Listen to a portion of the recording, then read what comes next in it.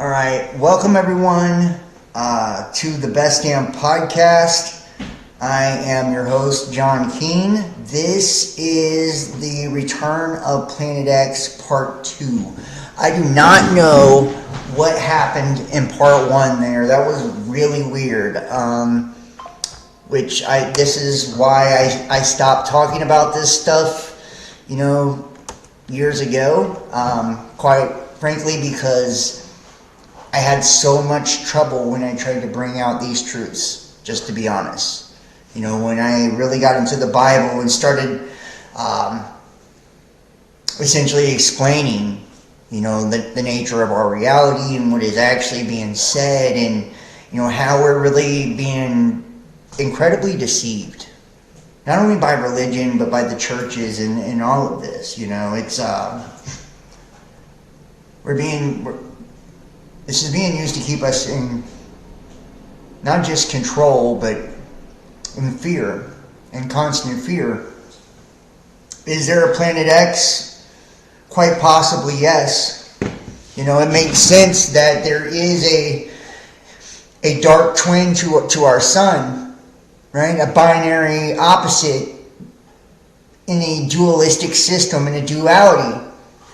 But what does it all mean when we look at prophecy? In the first half of the video, we got into the Revelations 12 prophecy, the woman and the dragon, how all of this happened, September 23rd, 2017, right after the Great American Eclipse. August 21st, 2017, that was the first eclipse. Now we're going to get into the eclipses here. Now I want you to see National Guard to be here for eclipse, right? National Guard.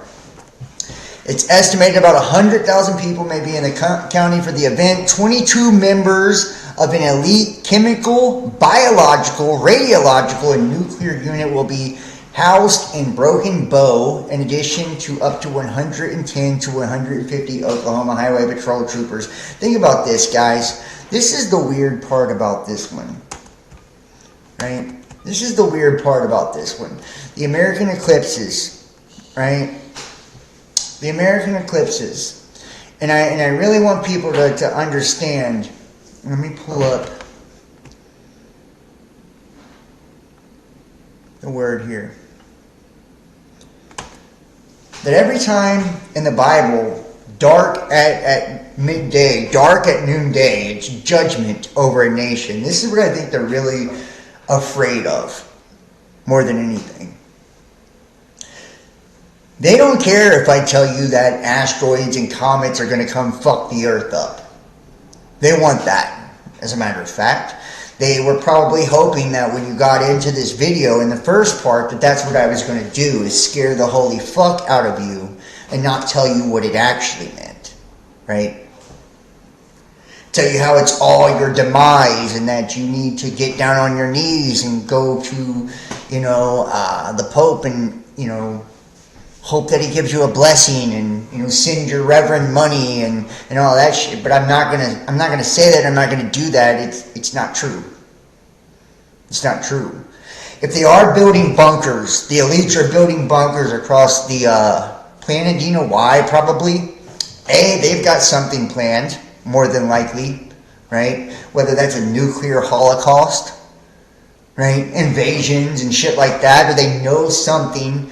With their oceans and tidal waves and things like that, there could be natural disasters, New Madrid fault, there, seismic events. These things are possibilities because we are dealing with energy here. And when there are major shifts in consciousness, as above, so below, right? If it's happening in the heavens, the kingdom of heaven is within. It's happening within us. Right? And we attract and we manifest and we co-create our entire reality, then it will manifest into the physical in ways. And if there is a destruction taking place of an old world, an old way of life, an old nature within us, then there could be a destruction taking place outside of us as well. They're calling in the National Guard, and you think about the biological, radiological teams, right? And then think about what's been talked about with Planet X and Nemesis, and just watch part 1. And we talked about how Jupiter and Saturn make the wing picture, right? The planet X with wings. And how Jupiter, let me pull this up here. Right, Nibiru. The legend of Nibiru, planet X, above and below. The hourglass of physical reality, as above, so below, is a myth brought forth to awaken human consciousness in end times. Nibiru in Babylonian astronomy translates to planet of the crossing or point of transition, especially of rivers, i.e. rivers or ferry boats. I showed you the boat, right, of Apep, Apophis, in the 42 months of Apophis that took place 1,260 days after the great sign in heaven, right? And the story of the Egyptians are all sitting on the boat, right? The waters above the firmament and below, the waters of the heavens, right? Space ships, right? They're floating in the heavenly hosts, the luminaries, the little g gods. That is high consciousness, right? Termed to the highest point of the ecliptic, the point of the summer solstice, its associated constellation. The establishment of the Nibiru point is described in tablet 5 of the Enuma Elish. And I should pull that up. Its cuneiform sign was often a cross or a various winged disc. And I am going to pull up that. I do have that book. So let me pull that up, guys, while we're at it. You guys let me know if you can hear me and you can see me. What is this?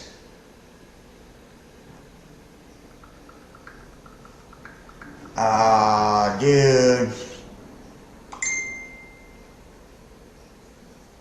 Yeah, that's fucked up. Yeah, and just to let you know, somebody just sent me a picture of fucking fake profiles of me. So it's great. I love people who do it. I mean, I guess you know you made it when people are trying to fake their profiles and pretend to be you. That's so funny. That is so fucking hilarious. Whatever. Where's the Enuma Elish here? Right here. Alright, guys.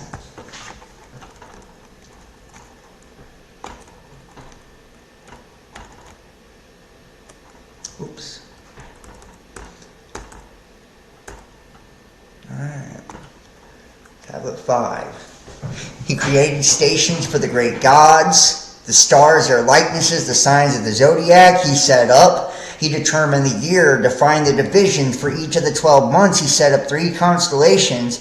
After he had defined the days of the year by means of constellations, he founded the station of Nibiru to make known their duties. Interesting. Let's see the notes here. And the duties is 100. Where is 100? Down here. The duties of the days. The duties of the days. Wow. He founded the station of Nibiru to make, and that's 99. Jupiter. It's Jupiter. Wow. It's Jupiter.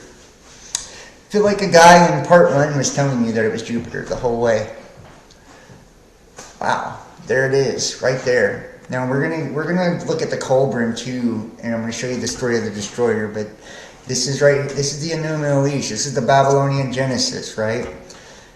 Nibiru, Jupiter, right? That's 99. That's the notes down here. And I mean, he founded the station of Jupiter to make known their duties. That's the king planet, right? That none might go wrong and be remiss. He established the stations of Enlil and Ea together with it. That's the 2 pillars. That's the red and blue, light and dark, Satan, Lucifer, all of it, right? He opened gates on both sides, left hand, right hand path, made a strong lock to the left and to the right, right? And in the very center thereof, he fixed the zenith, right? And that's the middle way. Right? The moon he caused to shine forth. The night he entrusted to her. Right? He appointed her the ornament of the night to make known the days. Monthly, without ceasing, go forth with a tiara. At the beginning of the month, namely in the rising of the land. Thou shalt shine with horns to make known 6 days. On the 7th day with half a tiara. At the full moon thou shalt stand in opposition to the sun in the middle of each month. When the sun has overtaken thee on the foundation of heaven, decrease the tiara of full light and form it backward.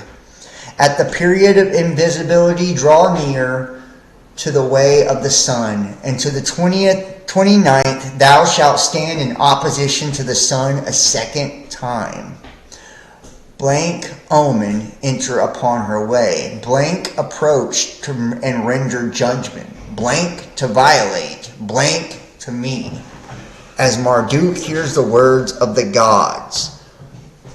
The date of appearance of the full moon in the Babylonian sense fluctuates between the 12th and 16th. Alright, so we see the Enuma Elish here. So that's interesting, right? And we know that they're talking about Jupiter, right? Talking about Jupiter. Now we're going to hear lots of references to the dragons too. We're going to look at Mother Shipton, her prophecies. Hopefully we're still rocking here. Everybody can see me. Man, thanks, Justin. I appreciate that. I see that though. Fucking bastards. And guys, if you're catching this online, wherever you're catching this from, I do want to ask that everybody please hit that like for me. Share this, subscribe, make sure to follow on Facebook, retweet on Twitter, and consider donating and supporting to the channel. That's how I pay for my software and my equipment and all the streaming services, which I don't know why, things went out the last time, but the multi-streams, all of it. So if you enjoy the channel, enjoy the content that I do, and you want to see more content like this, show me your support, and that lets me know that this is the stuff you'll support. So PayPal, Cash App, Facebook Messenger, or join us over on Patreon.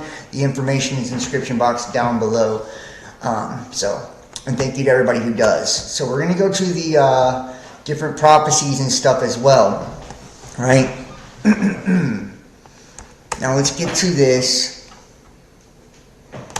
right? The 7 connections with the sign of Jonah, right? We had the first great American eclipse of darkness at midday. Every time there's darkness at midday, it's judgment over a nation, right? In the Bible, right? We know the 7 years of famine, the 7 years of plenty. 7, right? These 7 years of tribulation, according to the fucking pre-tribulation rapture nonsense. But I digress. And then the story of Nineveh, right? You can see here, Eagle Pass, right? Eagle, like the United States, Pass. Texas is 100%. Then Nineveh, Texas, 97%. Nineveh, 91. Nineveh, 100, 100, 95, 87, 98, right? So lots of Ninevehs, and you can see that it's crossing over here, right? And this is where the National Guard will be, right? Eagle Pass. It's going to be 100 right there. So right, we're having the National Guard there.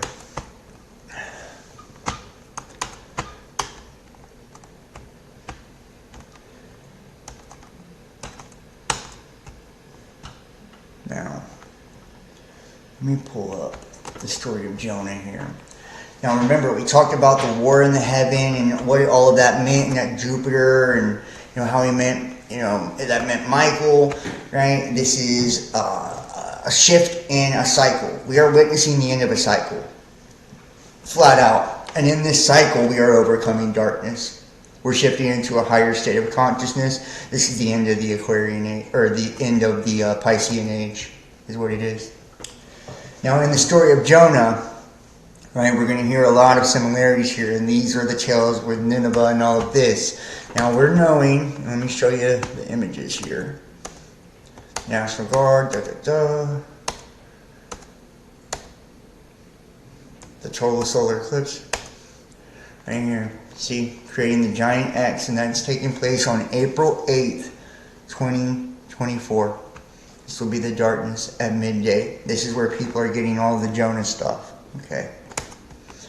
Now, Jonah tries to run from the Lord. The Lord's message came to Jonah, son of Amittai, which means voracious, an Israelite. Go immediately to Nineveh. It's the capital of Assyria. And remember, well, we won't get into that, but we'll talk about that later. You know, we just looked at the Enuma Elish, and Assyria, Syria, right? The Syrians descend from Sarah, right? These are like the original Christians, basically, Syrians. So Nineveh, the large capital city, which is the great capital city. And anytime we talk about these cities like Jerusalem and all of that in spiritual terms, a lot of the time it's talking about like the heavenly cities, like right in here, right? Your third eye, basically, right? And announce judgment against its people because their wickedness has come to my attention. Now this is where shit gets real. Right? This is where shit gets real. This is where we're going to shift a little bit too. So don't get pissed at me. I know I got a lot of people that, you know, love my occult shit and all of that and all the mysteries, and and I'm not going to just ignore that part of things, but I feel like that's why they kicked my first stream off. They don't want you guys knowing those things. But we're going to talk about this in a physical, more of a physical way in this part of the video. Because I do believe that what we're seeing here is a reflection of, remember, the universe is the una, right? The uni, the one, the wholeness, the all, inverted. Inverted universe, right? So if there is a shift and part of our nature, our lower nature, is being destroyed because we're shifting in an age now of air, this Aquarian age, which is about the collective instead of it being more of a selfish individual. It's about we're leaving a water age, which is no more of the religious power either, right? And this is very obvious. If you watch the first part of this video, your church has never told you nothing I said, ever. Do you know why? Because your church is full of shit. Right? That's a false doctrine, a false religion. They're the pagans, not us. Right? And Israel isn't a political satanic state, just to let you know. Right? And the whole Satanism stuff was made up by the church to go after the people that, came into enlightenment and awakening, to demonize them because they wouldn't go under the control and thumb of their fucking doctrines. Alright? Because what does a Satanist believe, actually? They believe that they're your own God. You are your own God. A true Satanist, a spiritual Satanist, not the fucking fucktards that, worshiping the devil and all of that shit, right? The lower nature. No. We have nothing to be ashamed of with our lower nature. Remember, the Temple of Solomon, it was built with demons, right? When we left the Garden of Eden, right, we were cursed to the land, right? We had to, get our harvest from the land, which means the earth. So it's through our darkness that we transfigure, we transmute into that higher energy, right? So we have no shame in being a physical human being. That's why I fucking hate Christianity, because they teach you to hate your physical self, and it's disgusting to me. It's disgusting to me. You have urges and you have desires for a reason, right? Emotion is energy in motion, right? It's how you allow the energy that is in motion to affect others and affect you that determines how wicked you are. Do you think it's wrong because a male and female are attracted to each other or whatever, right? Because you have these urges and desires. It's wrong when they hurt others. It's wrong when it controls you and you don't control it, right? They shame you with all of these things because they want you to go through their church and get their piece of paper that says you have a holy union, when every union is holy. So, I digress here.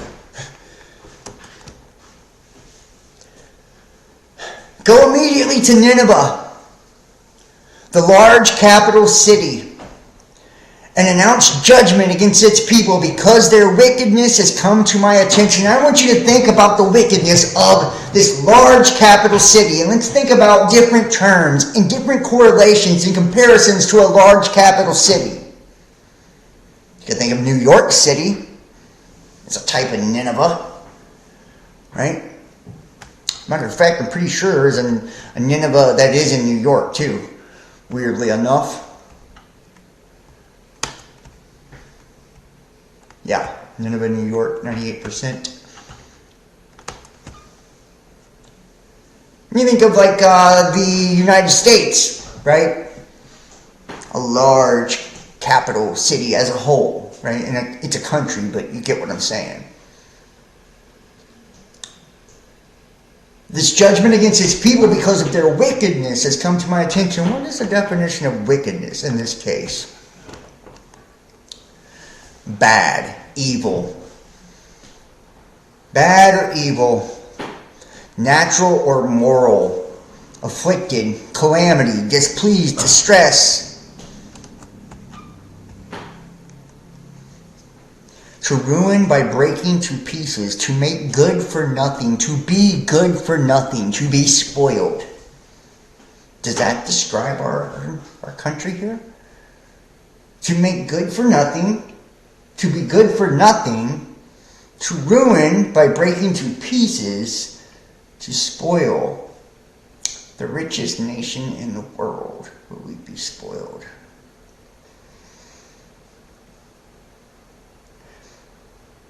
$360 million fucking people.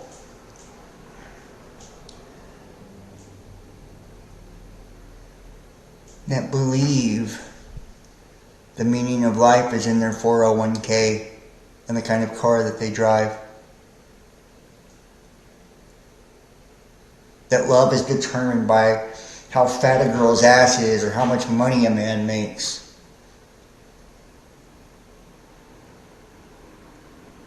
A nation where everybody's got a fucking opinion and is wanting to telegraph that, but nobody listens.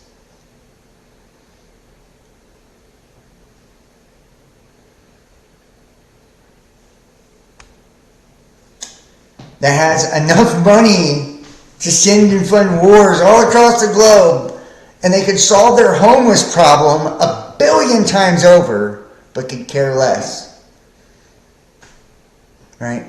If it's not politically motivated, we don't give a fuck here.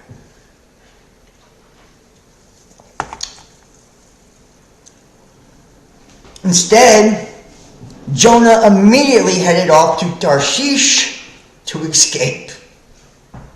Tarshish is the place in the Mediterranean. It's the epithet of a merchant vessel. Right? Think about a merchant vessel. Dude, this really does remind me of Revelations as well, right? When Babylon is burning, right, the merchants stand off, right, from afar. Our gold will never be, seen in her, sold in her again. Our wares will never be sold in her. They're mourning her loss. Why? Because it's a place of trade, right? So what did he do? He ran off on a merchant vessel. He went off to. He was worried about something else. He was caught in the system. He was caught in the system. He immediately headed off back into the system to escape from the commission of the Lord. And when we think about Lord means ruler, archon, control, right? From the divine, Yahweh, right? Jehovah, the self-existent eternal I am. From the commission of his Holy Spirit, he traveled to Joppa, which I lived in Joppa, Maryland. And this is a place in Israel. It's a beautiful place. He traveled to a beautiful place and found a merchant ship. Once again, we have the merchant, right? Ship heading to Tarshish. So he paid the fare, right? He paid the fare and went aboard.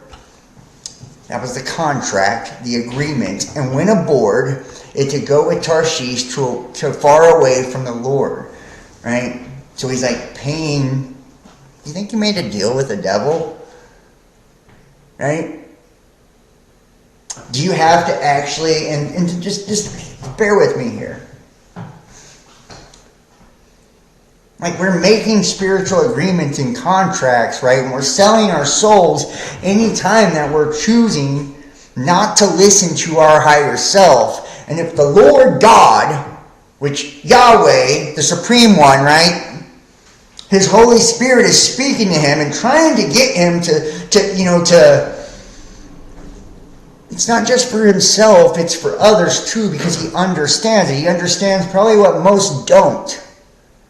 Right? But instead of doing it, what's he do? He's like, that ain't my fucking problem. Let me live. Right? I'll pay the fare, right? I'll take the deal. I just want to be of this world. But the Lord hurled a powerful wind on the sea, and that's a breath, right? The spirit of only a rational being. He hurled a spirit of being rational, right? On the sea. Now I want you to start thinking about this too. Large body of water, right? Artificial basin. Right? We are made up of 70% water. The earth is made up of 70% water. Sea also translates to sea foam, semen, right? This powerful spirit of rationality onto his being. Because he was in contract with darkness. With the merchants. He was selling himself. Right? Compromising his morals, his values. He knew what was taking place. He knew the cycle was over. He knew they were all believing in things that were going to get them fucked. But he profited off of it. He wanted to be a part of it. He was caught up in the world. He wanted to keep going. It wasn't his problem, it wasn't his issue. I can relate to Jonah quite a bit, honestly. But I heard a saying today, basically kind of went, I'm paraphrasing, who we are is God's gift to us, right? Everything that we are, it's God's gift to us, but who we become is our gift to God. And I think about what becomes of a lot of people, myself included, when people have success or fame, or they get, wonderful jobs and wealth and riches, like all these things God gave you, the Spirit gave you to give you these abilities, these gifts, these blessings, this luck to bring in the things in your life that you have. Right? If you have this big, beautiful home and nice car and beautiful family, like you got that because of what God gave you, the Spirit gave you. But the person you become is you paying back the Spirit. So if you become a selfish fucking shithead, right? Self-absorbed, egotistical, arrogant, and you don't care about others, right? That's your gift. That's you giving back to the Spirit. It's like taking those spiritual gifts, taking those gifts, those blessings, and spitting in the face of what gave it to you.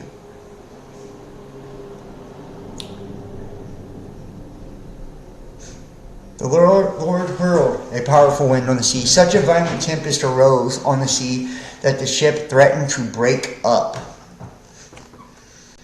The ship, Oya, shipmen, right? The ship is your vessel. It's a fleet, right? Ship threatened to break up, to burst.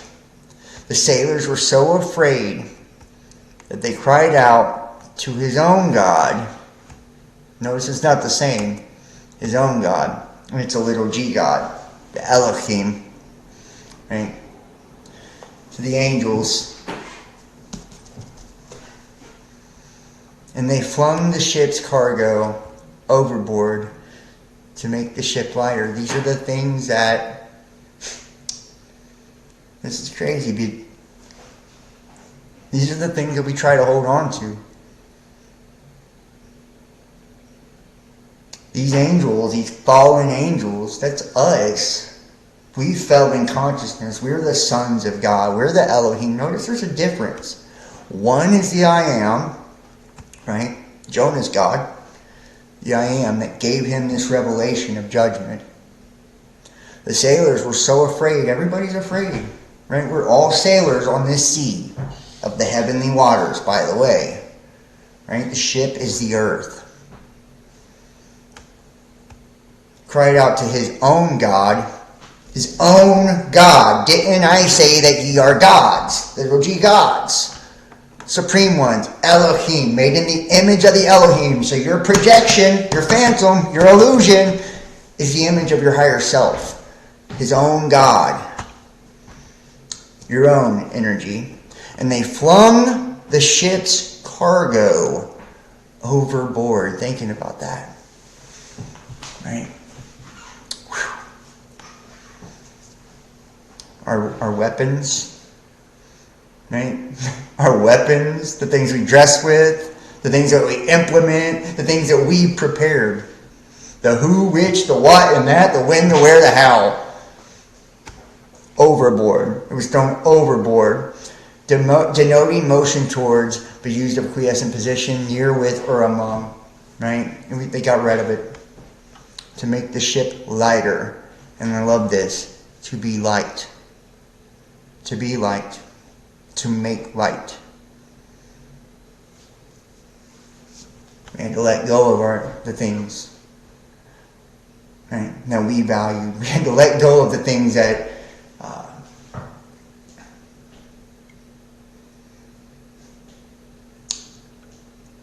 man, our gods, our ideas, our religions, right? Judgment is a time of balance. It's revelation. It's a revealing. It's apocalypse. It's a revealing. Right? This refusal that's taking place, this immediately heading off to escape, right, is running back into the world. It's what we've done. That's what we've done with the first eclipse and shit, guys. Like, seriously, the shit is already... We've been knowing. COVID and fucking Trump and all of it. We've seen it all for the last 7 years. We've been knowing. We just keep turning a blind eye to what's happening. We know things are changing. We know time for games is over. But we always think that, nothing will ever come of it. Jonah, meanwhile, had gone down into the hold below deck, had lain down and was sound asleep. Listen to those words. He was sound asleep. He went below deck. Get me? He was in the darkness, the lower self, below deck, laid down and was sound asleep. The ship's captain approached him, his higher self. What are you doing asleep? Get up. Cry out to your God. Perhaps your God might take notice of us so that we might not die.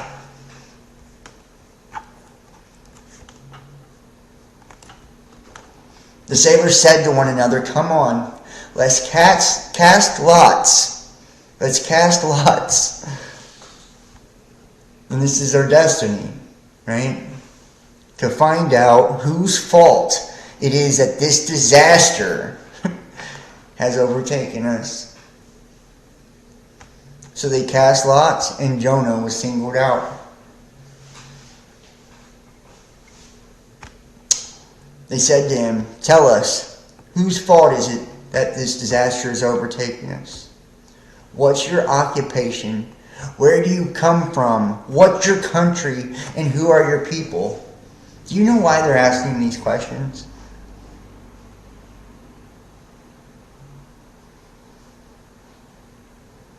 Because we forgot who we are.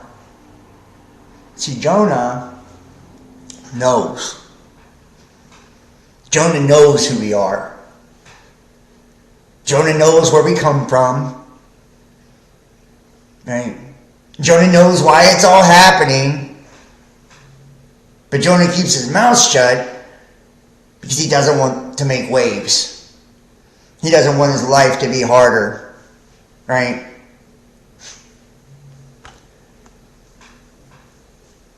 He's fallen asleep to the things that are taking place. We've fallen asleep to our true nature, our true reality, who we actually are in these stories. We put religion and dressed it all up and told ourselves these tales, right, to think that there's anything here but us. We believe it's all outside of us, and there's angels and aliens going to come save us, and, and then Jesus, if we pray to him, that's who will forgive us. We're not getting the fucking picture that all of this is us. Whose fault is it? It's ours. It's ours.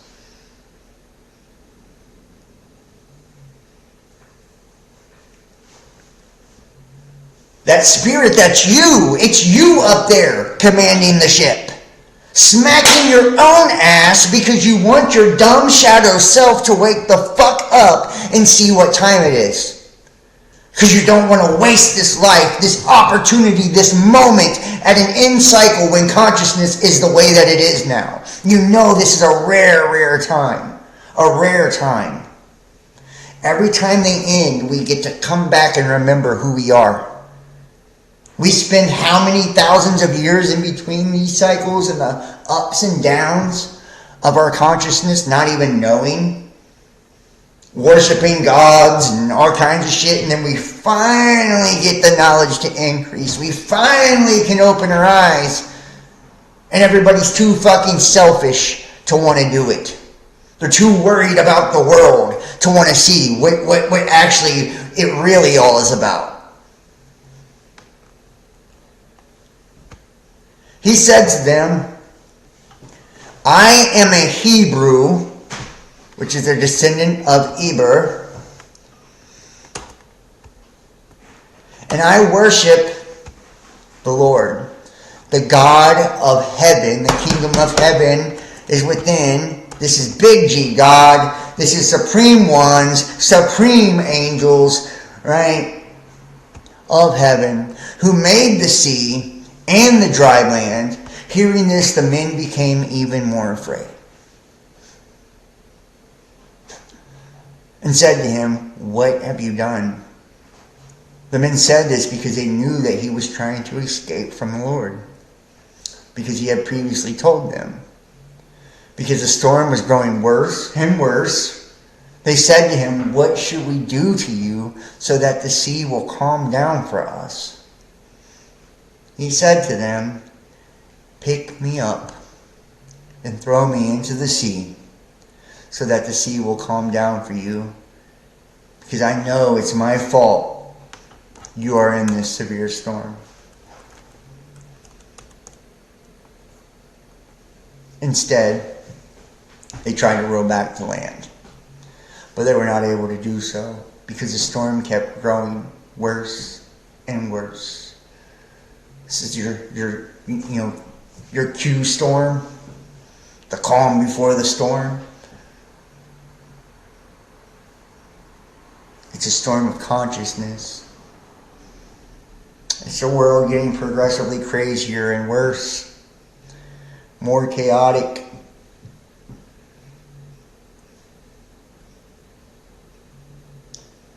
And when he's saying, throw me into the sea, right, calm down for you, it's like relinquishing control, right? Allowing the spirit to just take over. Pick me up, lift me up. And I know it's my fault. But instead they try to run back to the physical, right? Run back to the world. So they cried out to the Lord, oh please, Lord, don't let us die on account of this man.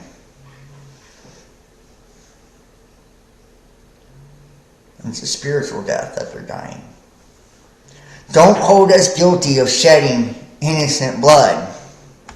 After all, you, Lord, have done just as you please. It's us doing these things to ourselves. That's the innocent blood that's being shed. That's the sacrifice that's being made. Right? We're betraying our own selves by the lives that we live. When we compromise our integrity, our character, our morals, our values. When we know what we're doing and saying and all of that is wrong, but we continue to do it.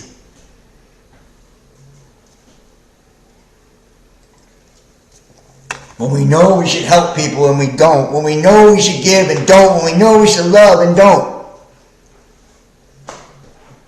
We're betraying ourselves.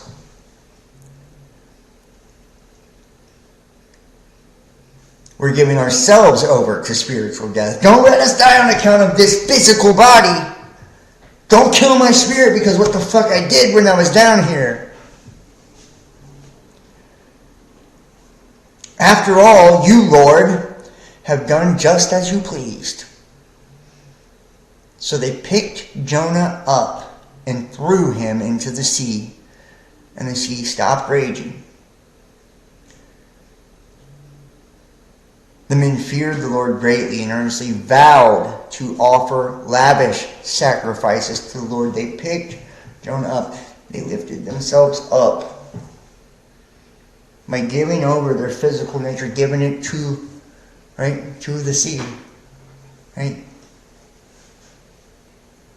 They let it go. Jonah prays. The Lord sent a huge fish to swallow Jonah. And I love this because I believe that this was the age of Pisces, the fish. Right? That's what I believe. To swallow Jonah. And Jonah was in the stomach of the fish 3 days and 3 nights. Remember, stomach correlates to Virgo and all of this. And we had the great sign, right? Jupiter coming out of the constellation of Virgo, being birthed. Jesus, born of a virgin birth. Right? Jesus, Jupiter, all of it. There's birthing pangs that are happening too, right? This is our age coming to an end. Coming out of that fish, those 2 fish, that duality. Jonah prayed to the Lord for his God from the stomach of the fish and said, I called out to the Lord from my distress, and he answered me. From the belly of Sheol, I cried out for help, and you heard my prayer, which is from the belly of the world of the dead. Right? Time. He who hath understanding, let him calculate the number of the beast, for it is the number of a man, 666. It's time. 60 seconds, 60 minutes, 24 hours, 2 plus 4, 666. Chronos, Father Time, Satan, Saturn, the God of this world. Time. Right? The illusion, the construct, the matrix, which is the womb, by the way. Matrix means womb.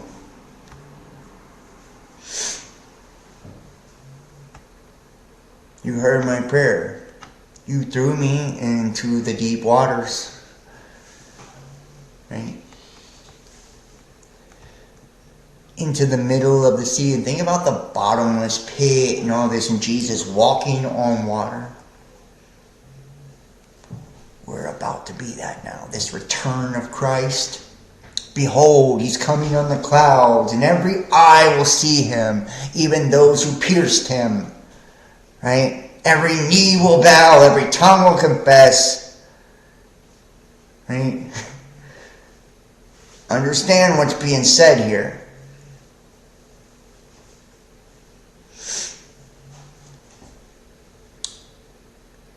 You threw me into the deep waters in the middle of the sea. The ocean current engulfed me. The mighty waves you sent swept over me. I thought I'd been banished from your sight, and that I would never again see your holy temple. Water engulfed me up to my neck. The deep ocean surrounded me.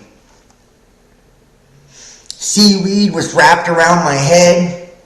I went down to the very bottom of the mountain.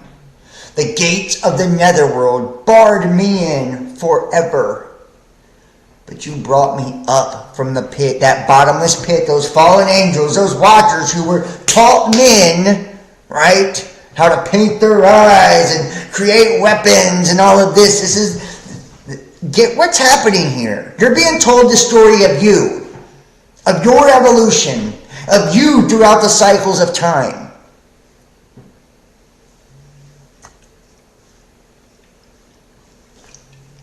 You were the Nephilim. You are the watchers. You are the messengers. You are the fallen.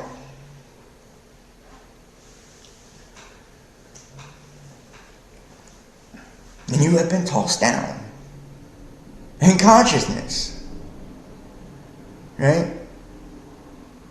And in those stories of the archons blowing the breath, right, trying to raise Adam up, why couldn't you do it? Because it was you trying to do it to your fucking self.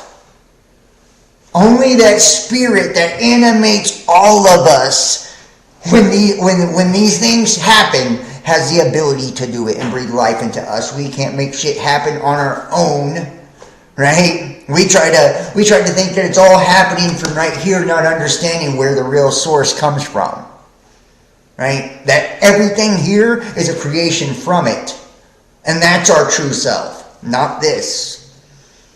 And until we let this go, we cast it into the sea and truly lifting it up by letting it go. Allowing it, if you love them, let them go, right? By letting it go, by no longer trying to carry everything in this world with us, all of our ideas, our concepts, the religions, the beliefs, the political systems, the way that we align ourselves, right? Our fucking opinions, all of it. That's when we're free. That's when we're free. We forgot who we are, but we forgot where we came from. We're running from ourselves. We're running from God. And judgment is to force us to look at ourselves. Force us to remember who we are. Force us to see what this place is. You're not a prisoner of evil fucking aliens sucking on your loosh.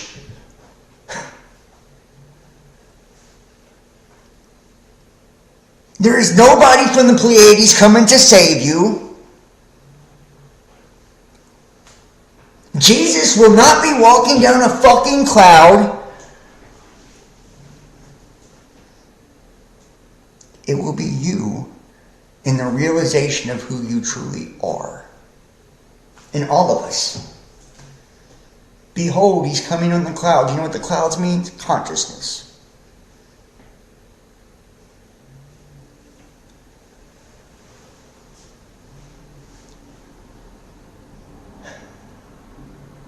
When my life was ebbing away, and notice too these gates of the netherworld, right? And we had this, Pluto coming up to the ecliptic. This is so amazing when you think about it too. And Pluto also correlates to Virgo. A lot of people believe it truly rules Virgo. Pluto, by the way, in astrological circles, the lord of the underworld as well, Hades. Right? We discovered Pluto and all of this, and we did as Pluto was coming up above the ecliptic, like coming up into our sight, and it rules the occult and all of this as well, right? So, we were at the very bottom of the mountains. Remember at the very first part of part 1, we talked about the mountains, right? And how it represents being at a high peak of consciousness, right? That in the cauldron, they came down from the mountains and they forgot their gods and their gods. Well, we're at the bottom of the mountains in the age of Pisces. See, ebb and flow of our spiritual awareness throughout these cycles. Okay? Notice that Moses came down from Mount Sinai, right? from the burning bush, and they were worshiping what? A golden calf. They were worshiping the fucking sun and shit like that. Idols, right? Ourselves, we're the idol, by the way. Because he came down in consciousness, right? He came down from the mountain. And we write these things down, we create signs and symbols. Symbol is a representation of an energetic frequency, and a symbol, the reason we create symbolism is because our words aren't able to wrap around that energy. We're not able to divide it up enough to be able to explain it in enough of an elaborate fashion to where we actually comprehend it, so we need a symbol to actually energetically connect to. That's why when you see in books like the Emerald Tablets of Thoth, it says to read this 100 times, right? And the light that's in you will respond to the light that's in this, right? The vibration of these words. That's why they're written on the pyramids and all these stone temples and shit. It's because we were at the end of an age when we created those things. No gods created it, guys. You're the Anunnaki.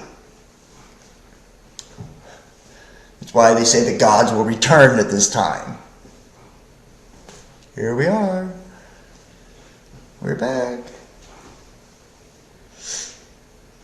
And we write these things down. That way we can know our story, our history, when we're able to understand it again. It's genius. It's genius. What happened to Atlantis? It was sank underwater. Right? I don't hear, and look, this is the wildest part about this. I don't hear a soul online saying that the great deluge and flood and all of this was the age of Pisces. Like, where is everybody at? Somebody please hook me up with some good content creators out there that do understand these things. You know?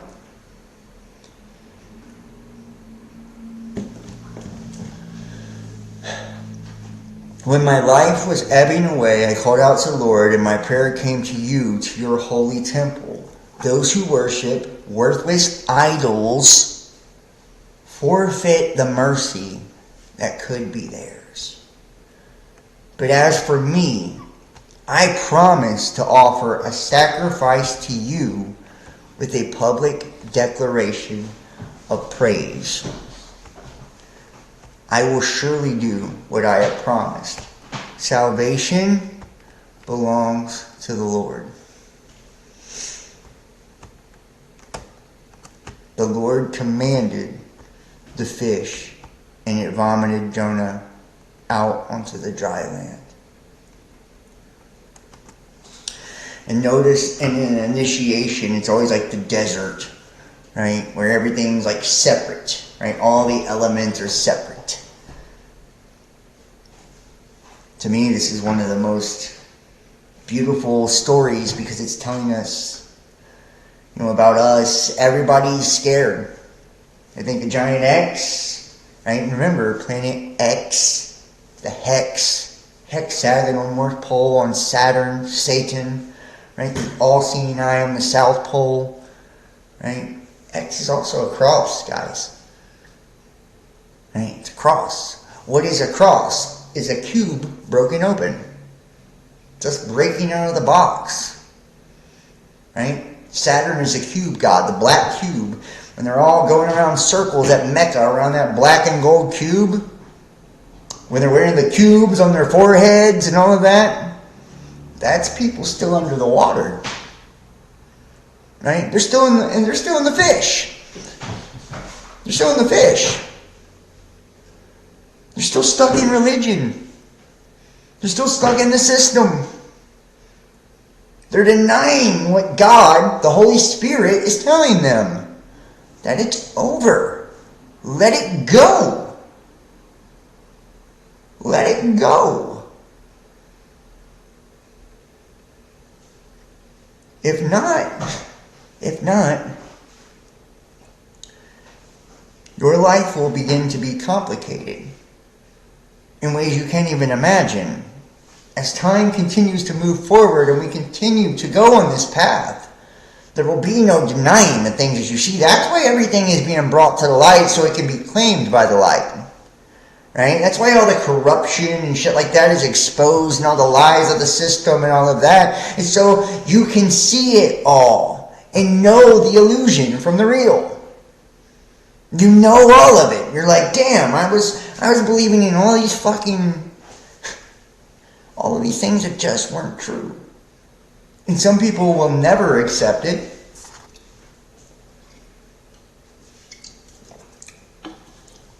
Because of their pride. Right? They're not willing to give themselves over. They're being shown everything. They think they're serving God by stubbornly believing in something they know is not true. They know it's false. They know it was an allegory now because they're able to know. Right? Think of the character of these people. Right? Who shake their finger and wag their finger at you because you're evil. Right? Because you do something they don't like. Right? You're going to hell. You're going to burn for eternity. This is the only way to God. So you're telling me that the entire fucking earth is going to burn but your religion. What arrogance. What arrogance. What stupidity.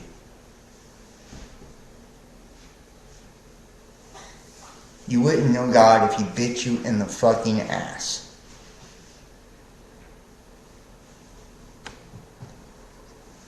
The people of Nineveh respond to Jonah's warning. The Lord's message came to Jonah a second time. Is this the second eclipse? Go immediately to Nineveh, that large city, and proclaim to it the message that I tell you. So Jonah went immediately to Nineveh, in keeping with the Lord's message. Now Nineveh was an enormous city. It required 3 days to walk through it. Jesus rose from the dead, 3 days, right?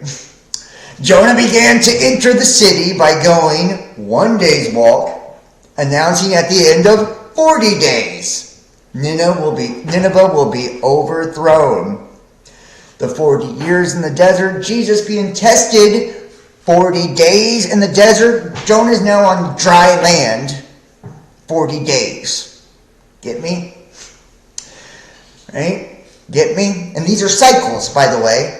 These are cycles. The 7-day creation cycle, a day is 1,000 years to God, and all of this. This is a long cycle, 40-day cycle. Right? 40,000 years. It's like the long cycle. The people of Nineveh believed in God, dude, and think about that. You know, all of these things that talk about how the pyramids and shit like that are actually way older than we thought. We've been, here way longer, right? 30, 40,000 years even.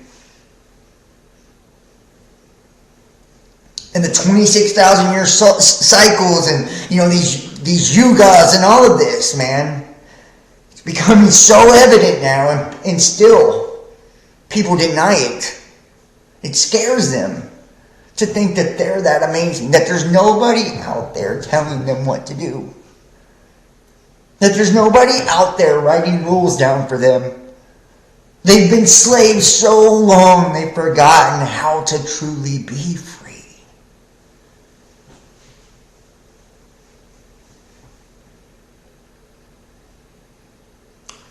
And it's one of the things that burns me up the most. It's like just watching people, like needing that, hearing the words that come out of their mouth. And I was watching a video earlier, and this lady, she's like, I guess you're a holy lady. And, if there's such a thing, it just means to be whole. And she's like, I can't do it on my own. Right? I know I need somebody to tell me the way, show me the way, da da da. It's like, It was so easy for governments and religions and shit to do this to us. We were dying to give our responsibility, our accountability over to something or someone else. Right? I was listening to Manly P. Hall, and he was saying that all of the ancient civilizations, the gods didn't war. When gods warred, it was like that's only a modern thing, right? That different religions would live in communities together all the time. Just be perfectly fine and respectful of each other. And if I'm a holy man and you're a holy man and we see each other, we have a mutual admiration and respect whether we believe the same thing or not, because we both know that we're held by principle and integrity and that we've dedicated our life to this knowledge, right? So we don't have to believe the same, right? We both know we descend from the same spirit regardless of our opinion, right, or perspective of that said spirit. We definitely wouldn't judge one another. We definitely wouldn't shame one another. We definitely wouldn't condemn one another. That's that accuser, you know. So all you guys that tell me about the tarot videos, you're the accuser when you're doing that. That's that spirit. And you think it's because you're religious and good. You inverted. This is an inverted reality.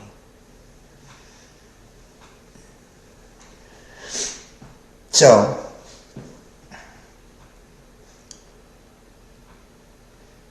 we have this happening here. You know, everybody believing, you know, the things that we've been told, to where we're to the point now to where we've been enslaved so long that we don't know how to be free.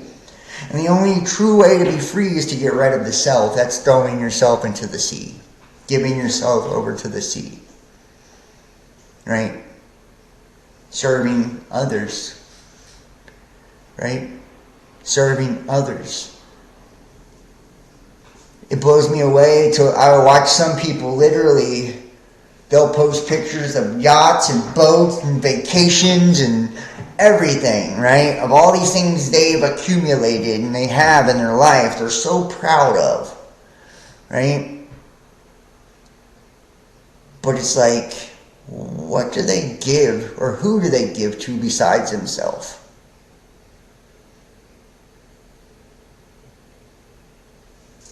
It's the inverse, right? Do what thou will is the whole of the law. Yeah, in the physical it is. Thy will be done. Not my will, but yours. Right?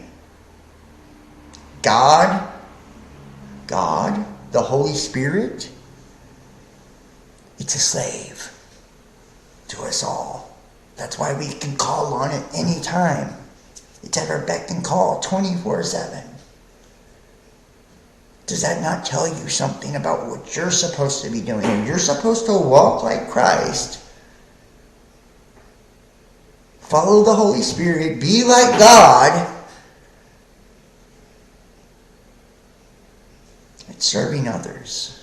It's giving to others. It's helping others. It has nothing to do with you. Your reward is doing that. That makes you better. That makes the fabric of your being better.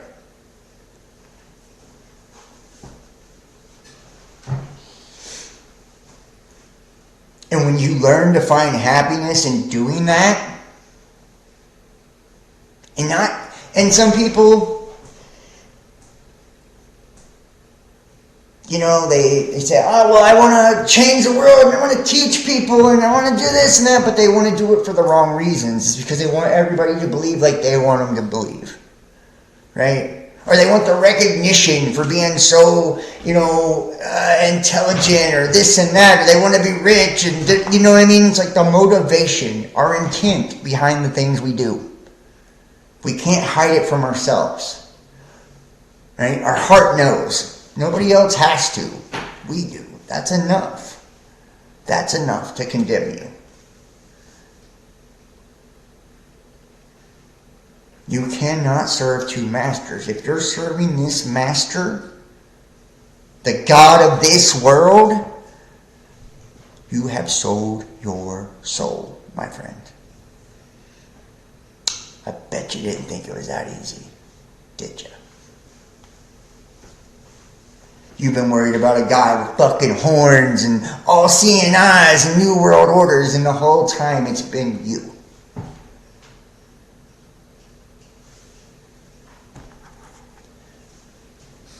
The people of Nineveh believed in God, and they declared a fast, right? A fast, and put on a sackcloth. And think about a fast, right? That means to cover over, right? It means to abstain from something too, right? Stop feeding your fucking self. From the greatest to the least of them. When the news reached the king of Nineveh, he got up from his throne, took off his royal robe, put on sackcloth, and sat on ashes. He issued a proclamation and said, in Nineveh, by decree of the king and his nobles, no human or animal, cattle or sheep is to taste anything. They must not eat and they must not drink water. Each person and animal must put on sackcloth and must cry earnestly to God, and everyone must turn from their evil way of living and from the violence that they do. Who knows? Perhaps God might be willing to change his mind and relent and turn from his fierce anger so that we might not die. When God saw their actions, that they turned from their evil way of living, God relented concerning the judgment he had threatened them with and did not destroy them. Dude, it's one of the most powerful messages ever. Ever. Ever. It's the world seeing that it's on the brink of destruction. And then if we continue to push things the way that we're pushing them and believe how we fucking believe and run our systems the way that we run them, and if we don't change shit and stop, we're done. This cycle will end like every other one, in destruction.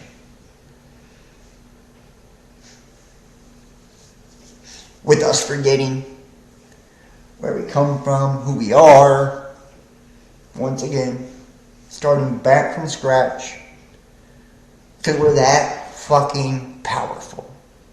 We manifest and we attract and we co-create every last bit of it because we are a piece of God.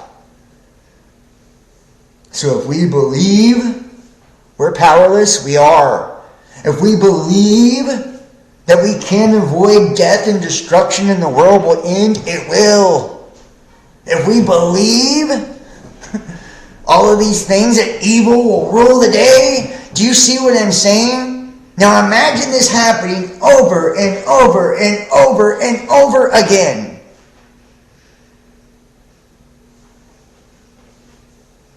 But each time it happens, you go back to the beginning. You forget all the lessons again. You start back from scratch. Every time you get to this point, what happens? You're too fucking far down. You're beneath deck. You're below deck, sound asleep. You can't hear it anymore. You can't hear the message till it's too late. Right? And when you hear it, you run from God. You're like, no. I want to go back into the world. I want to trade. I want to make money. I want to do these things, right? To the merchants, right? You're selling yourself. You're under contract, right? You've sold your soul to the system. You're in slavery. You're in bondage to it.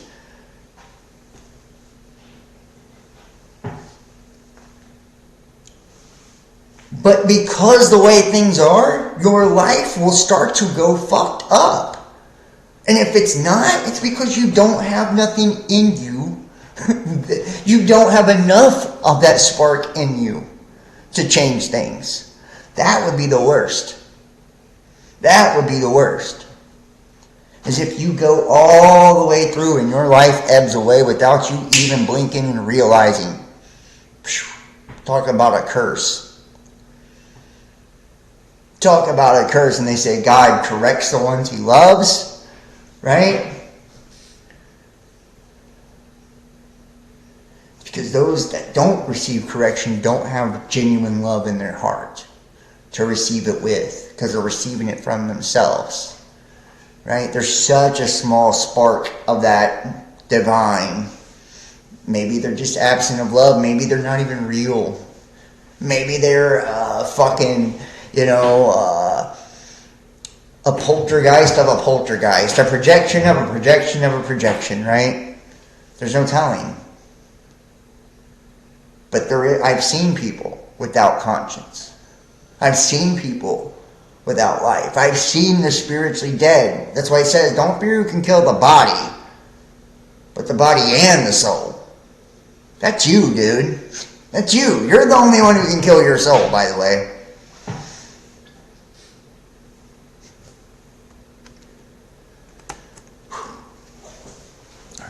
Jonah responds to God's kindness. And I'm just telling you, if you would rather listen to your pastor blow smoke up your ass, right? By all means, have at it, right? Have at it. And you can be the cattle, out to pasture, grazing in the field there, right? Before you're turned into a juicy steak. It's your choice. The sheep being walked to the slaughter. Sheep and goats, both of them get sacrificed alike. It doesn't matter, right? This displeased Jonas terribly, and he became very angry. Why was he pissed? He's seen it for what it was. He's like, you assholes won't stop. What is wrong with you? Why don't you care? Why can't you see? Why won't you change? Why is there no humanity in any of you? He prayed to the Lord and said, "Oh Lord, this is just what I thought would happen when I was in my own country. This is what I tried to prevent by attempting to escape to Tarshish, because I knew that you are a gracious and compassionate God, slow to anger and abounding in mercy, and one who relents concerning threatened judgment. So now, Lord, kill me instead, because I would rather die than live." The Lord said, "Are you really so very angry?"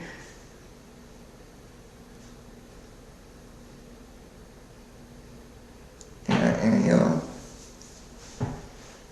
half of me kind of, thinks like maybe a part of Jonah is pissed because and I think we can see this in a lot of ways, because we believed falsely too. Like I see the dualistic side of this, of like believing falsely, being mad. It's like, well, if this is all a lie, if it's all an illusion, just get me out of here then. Get me out of here then. And being upset. Like you believed it all.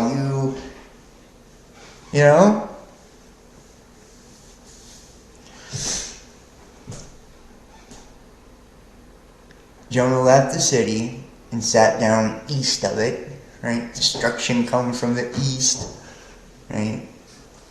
East of the Aries. I'm telling you guys, this is amazing. He made a shelter for himself there, and sat down under it in the shade to see what would happen to the city. In the shadow. He made a shelter in the shadow to see what would happen in the city, right? Under it, the Lord God appointed a little plant,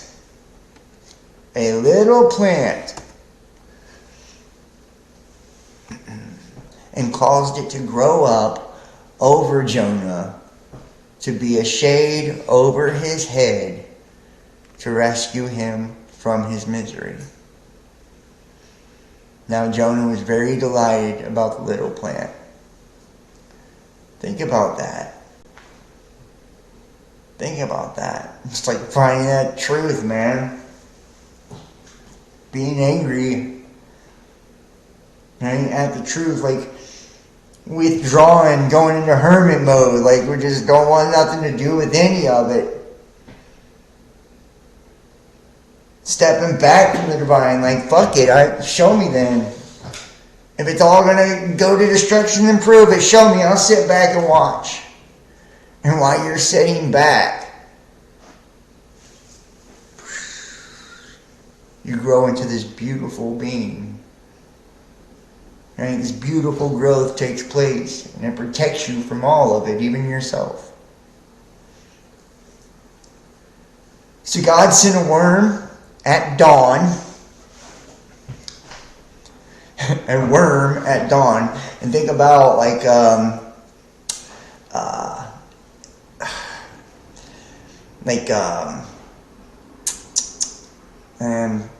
the comparisons to the heavenly host and like demons, and how like the demons and stuff are supposed to be like worms and shit like that at dawn. And then dawn with like the Venus and Lucifer and all of that, and morning star and Jesus and all that, and it attacked the little plant so that it dried up.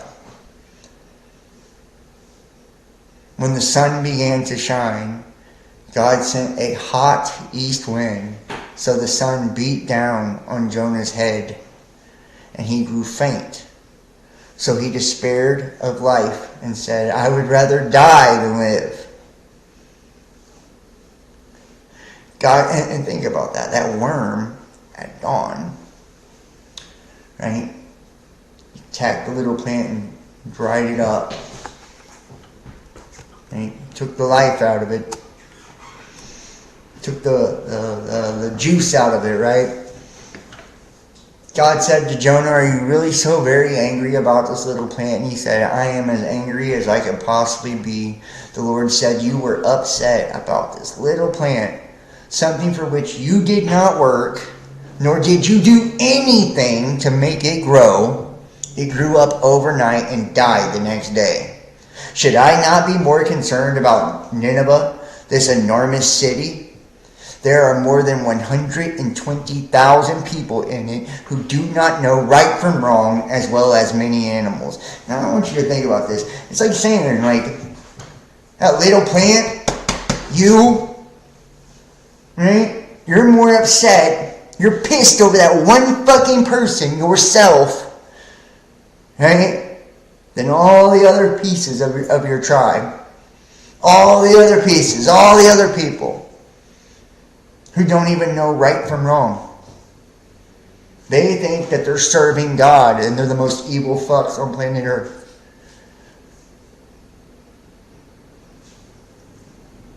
They think they're helping people. And they only help themselves.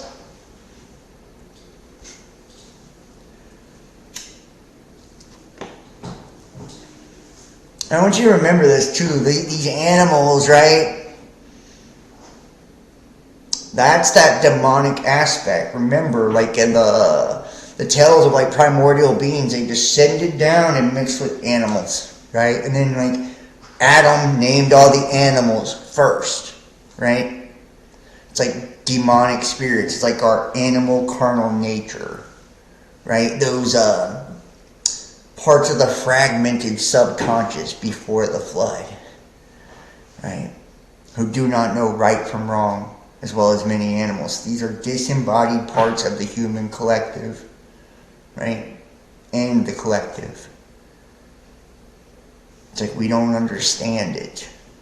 We don't get it. We think the rules we've made up is what's right, is what's true. People say, well, it's in the Bible. I trust the Bible. You don't know how to read the Bible.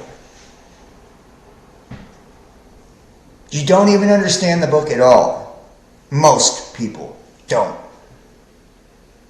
So how do people use this book to beat others down with when they don't even know it themselves? You're taking, instead of doing what we're doing here, right? We're having a study session basically, right?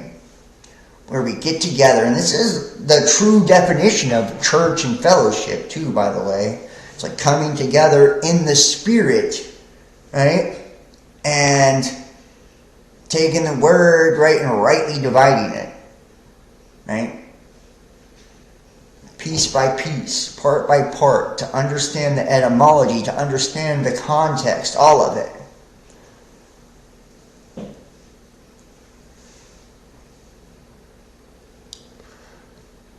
And you know, when I go on like these open panels and shit like that, you know, I know why people attack me all the time.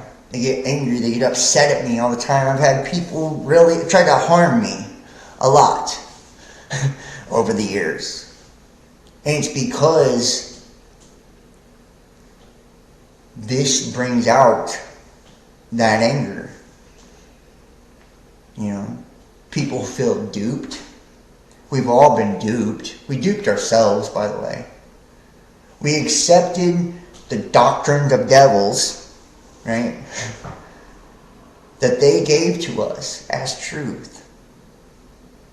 We accepted, you know, and it's like,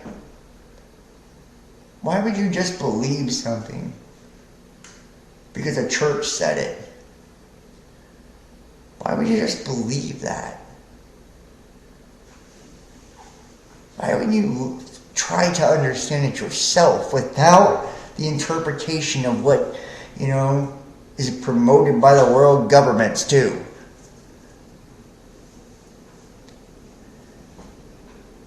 And something so spiritual, the most spiritual book on earth, and you're looking at it in a fucking literal physical fashion.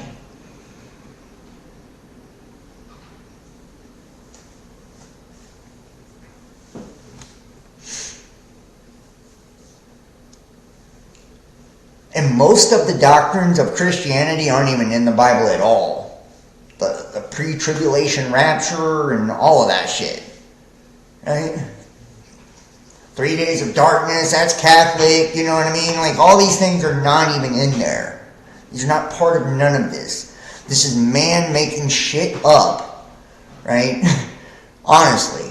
Man making shit up to create religions out of it. That's what they did with Jesus. Right? That's what they did.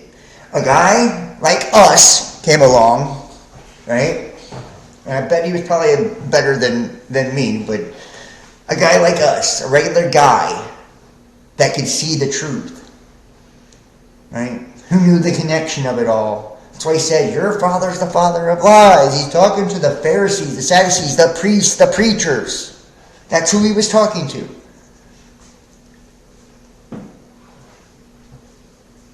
And all of their laws that they had, do you know why he could flip them on them the same way I'm doing it to you right now? Because he just understood what it meant. Right? He was just at a different place than they were.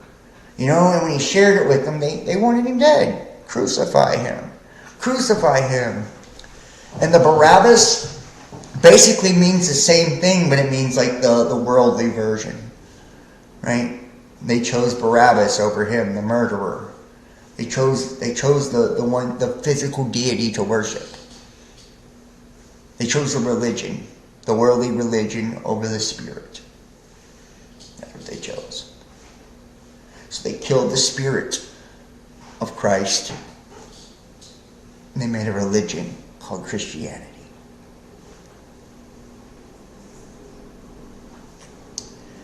And the Council of Nicaea, the Roman Catholic Church, Blah, blah, blah, blah, blah. They've done this with every religion. It's not just Christianity. You know? Look at Judaism. You know, and them waiting on their Mashiach. They don't get it that they're the Mashiach. Right? They don't understand it. They're waiting on a person. Just like we think it was a person, right? Not seeing the divinity in their own nature. Or people that believe that their race, their color, is what makes them have a soul from God and not nobody else.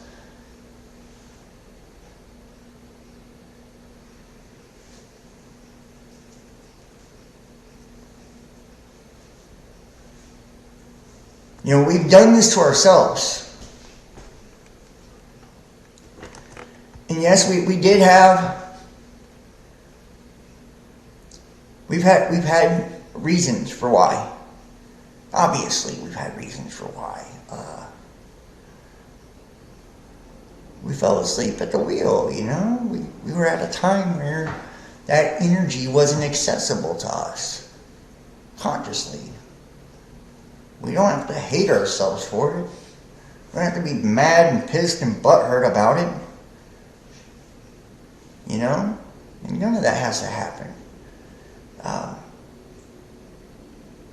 But to deny it because we don't want to deny that we're wrong, to ignore what's the most obvious thing in our fucking face and makes more sense than anything else on planet Earth, and that you could ever imagine, because you've been told, you don't know, you have no factual evidence at all to support it's evil or wrong to believe that way.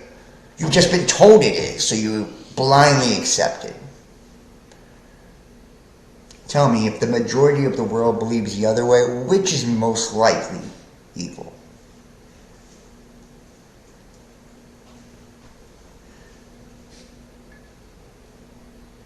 If this illusion of the Illuminati New World Order, right, that everybody capitalizes and making so much money off of online by acting like they're exposing something, right, when they have no fucking clue what they're talking about, clearly,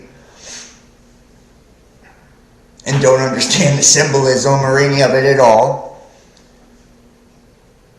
These elites, these mysterious elites that you never see, right? The only ones we ever see, rich and famous and all that, are evil fucks, right? Blind to their own shit. They've gained the world, but they lost their soul. They're an example for you. Not something to aspire to be. The hidden hand is the spirit of the light. That's why it's illuminated. It's not a group of people who fucking made deals with the devil.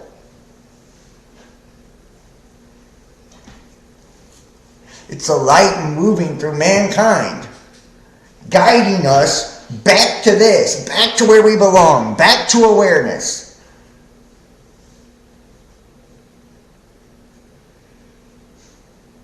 And we use this New World Order shit, we use the government shit, we use all of this to make excuses for why we're not accountable and responsible for the world we live in and for the lives that we lead. That way we're victims. You are a victim to yourself.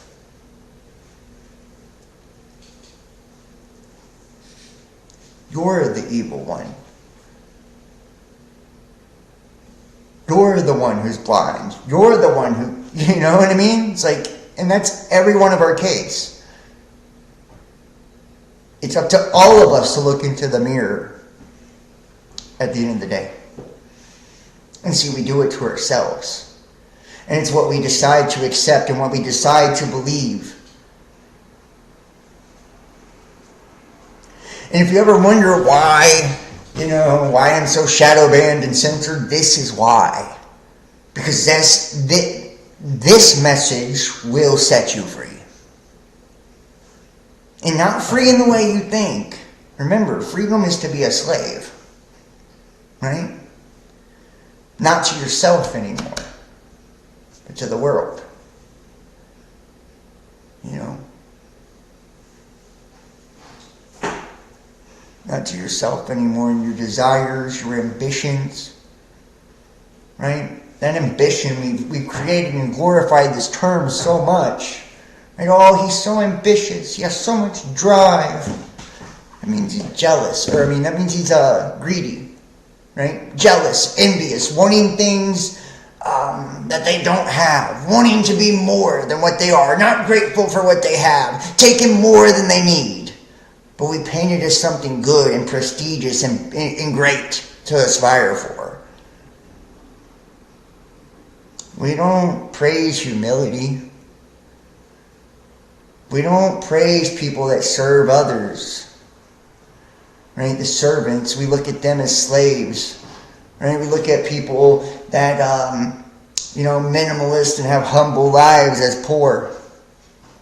Not understanding that it's the people that hoard everything and collect things and shit that are spiritually in poverty. They're the ones in poverty. And they don't understand that their life is getting worse by the day the more shit they accumulate. It seems like it's getting better to them. They think they're doing something right. Remember, Christ said they hated me first.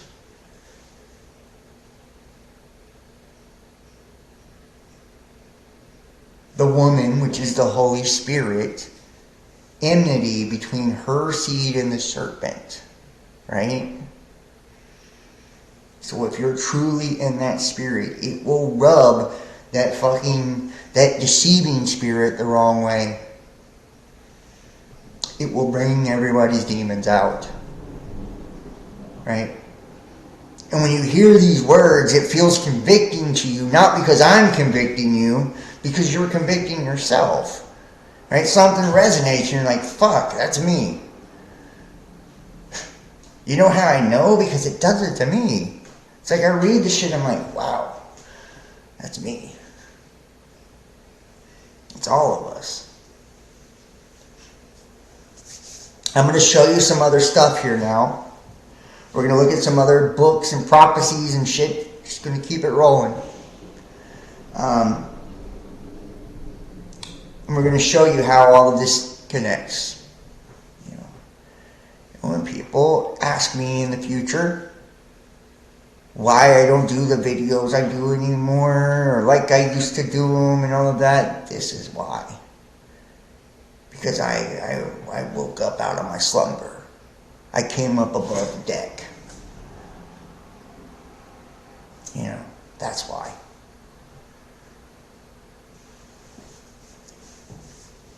And it's not a bad thing if you're still below deck. Maybe you're just not ready to come up yet. You will be. But if you, like Jonah, when you do know, and if you just get angry instead and say, well, no, I don't want to live, then if I gotta live like that, then I don't want to even do it. I was there. I was so mad. I was so angry. I was. It's like, well, what do you mean my life isn't for me to serve myself?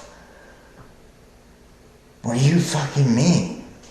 Well, then I don't want it then. Right? I don't want it. If I can do whatever I want, when I want, and have what I want, then fuck this. I feel like I've been fighting my whole life for that.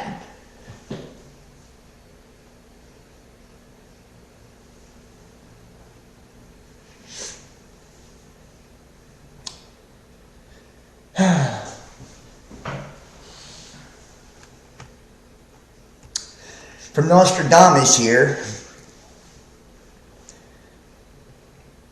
the great mountain, and remember the spiritual meaning of the mountain, 7 stadia round, here's your number 7, after peace, war, famine, flood, it will spread far.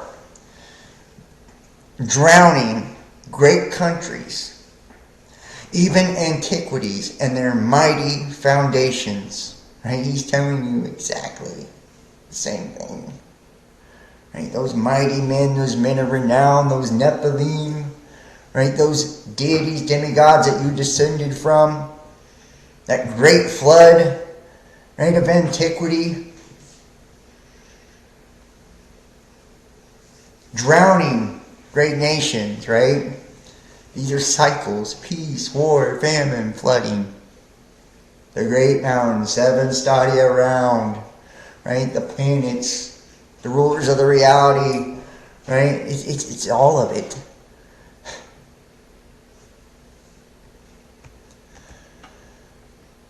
Move forward here.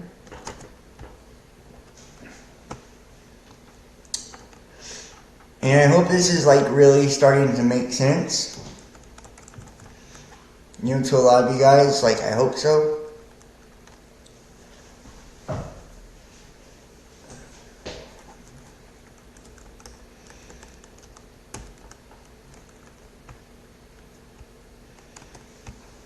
And I hope like everything that we've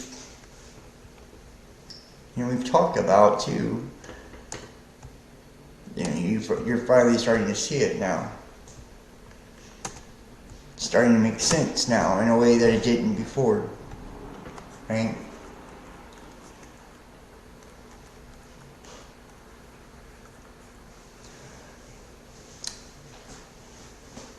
The first attack of the sons of light shall be undertaken against the forces of the sons of darkness, the army of Balaal. Right? Don't think about this, guys, and this is from the Qumran scrolls, right?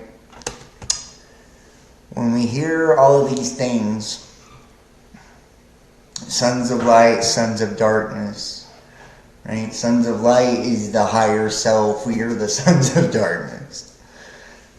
You know, it's a lower nature.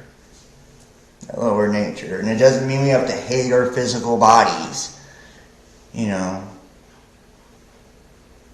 It's just that distorted base part of ourself, you know, that has perverted the way that we see things.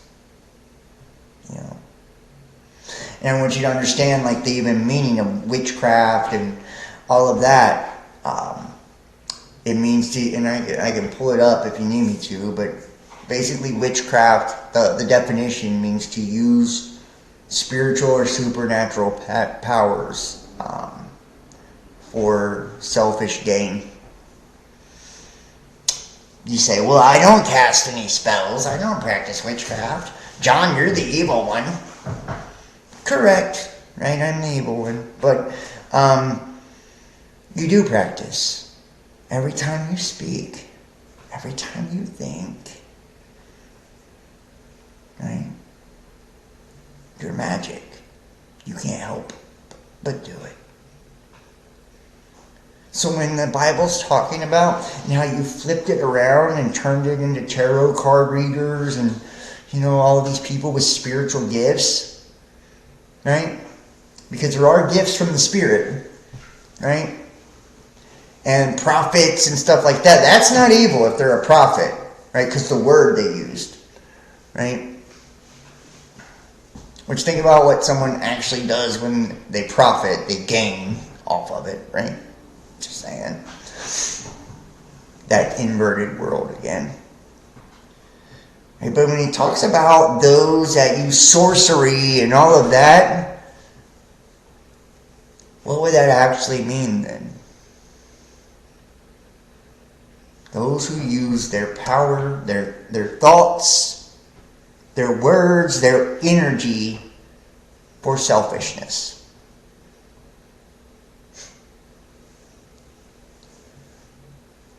What he says, right?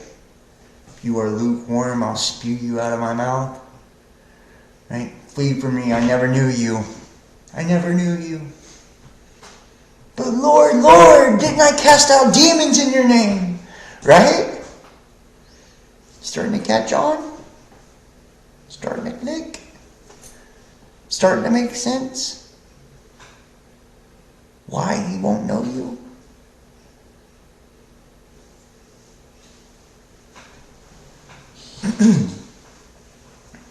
I hope so. I hope so. I hope when people like, make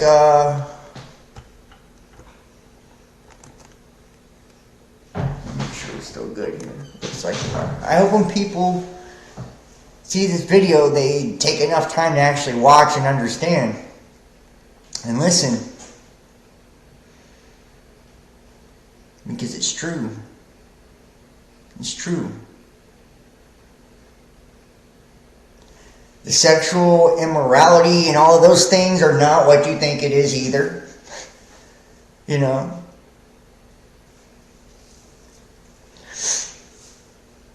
If you sleep with a man because he pays your bills, that's sexual immorality. Right? If you're doing things not out of passion and love, right? So all these people that marry for stability and convenience, you're more sexually immoral than hookers. You know? Or just as the same.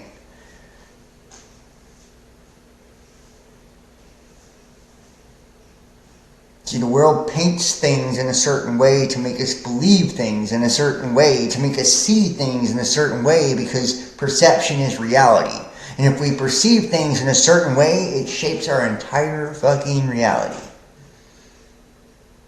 You know? Marriage is about a union, the joining of two, right? When you're within your divine self, right, you can't be guided to do nothing, you know, that's out of alignment. You know? When you're in alignment, things are going to align with you that are meant for you and take you on the path. You know, so the people that you call into your life, they're meant to be called into your life. You know, we've been fed this new age, airy-fairy fuck shit for so many years now because it's trendy. And I'm not saying all new age shit is not true, blah, blah, blah. I'm not even a Christian. I'm telling you most of it is just horse shit. The whole self-love concepts and stuff that they give us are garbage. They're lies. That's not loving yourself by being a greedy, selfish shit. By judging every person, you know, like around you and thinking deeming yourself too good for them to be in your energy. It's arrogance. And only serving you. You're being deceived right out of your inheritance, and you don't get it.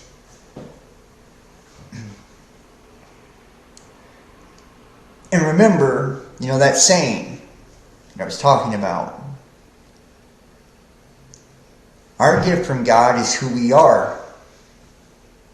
Right? All we are. That's our gift from God. But our gift to God is who we become. If that Spirit has given you all this knowledge and this truth, and it's opened your eyes to all these things, and you repay it by only serving you,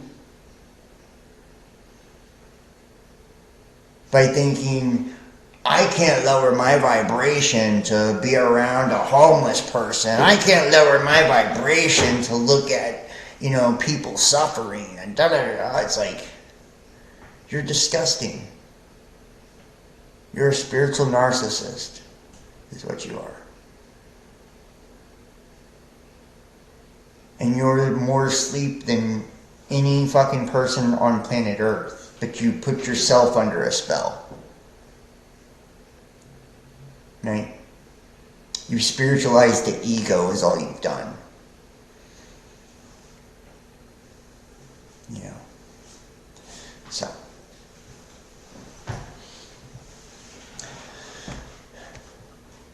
And people can believe what they want to believe. I mean, you know, I'm all about that.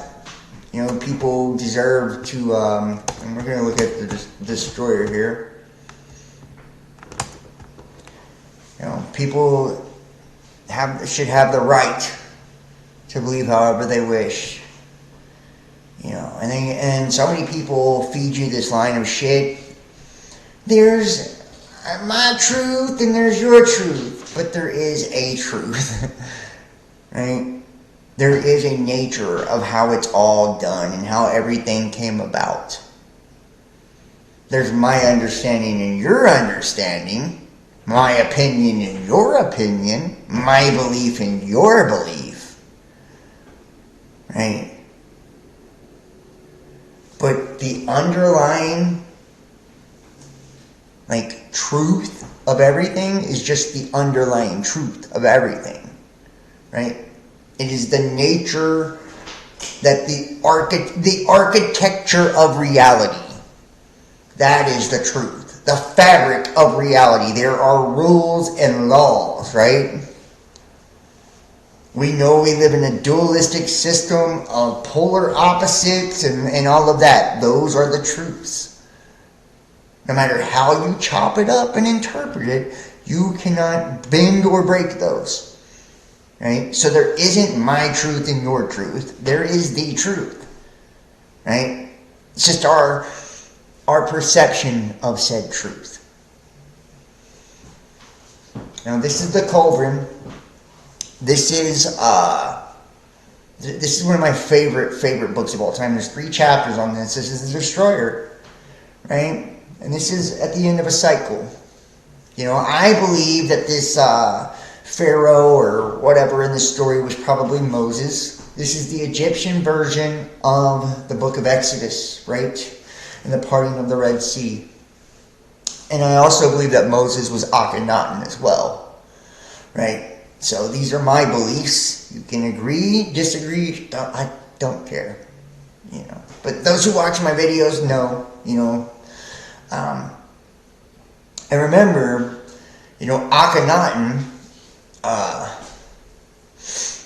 which his original name I believe was Amun something, which was like the real name of God, right? And he changed it or whatever to the Aten, which is the sun disk and all of that, right? Which is showing you, symbolizing a change in cycle, right? A change in consciousness and our understanding of things. And everybody got mad at him because he was destroying the old dynasty, right? The paganism of all these different deities and energies and stuff like that to give us the one God, the monotheism we have now. I do believe it's because, and a lot of us see this as he was a good thing. He was getting us to believe into the wholeness, the all, the sun God. But, in a way, God's the oneness of everything.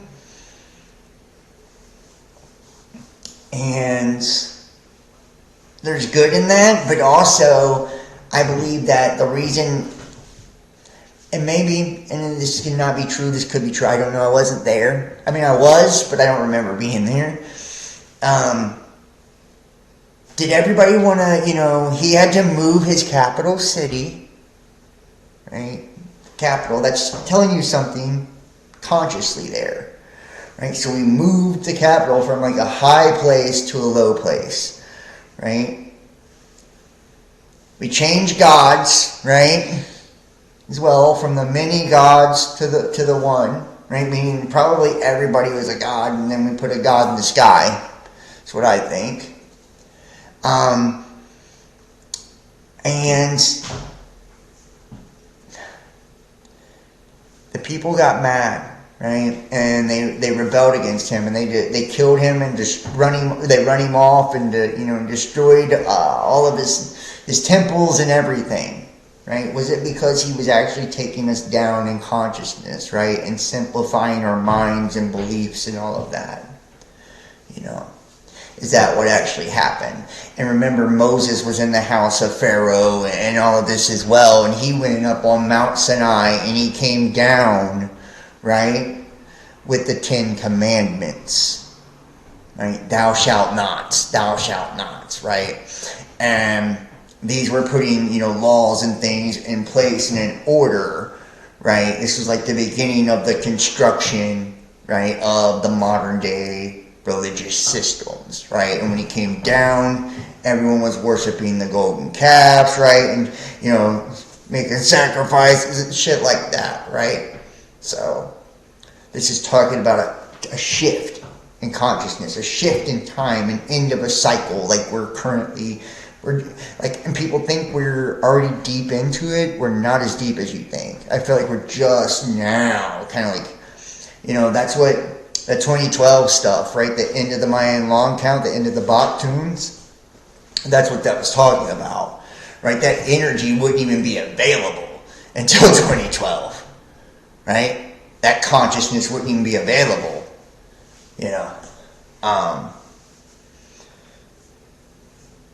and it even makes me wonder a lot of this Dolores Cannon, the 3 waves and all of this. I don't think,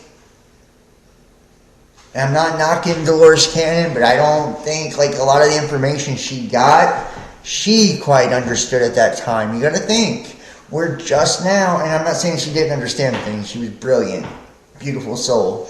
I love her, and people hop all over me for that. And she's groundbreaking in the work she's done, with the quantum hypnosis and all of that.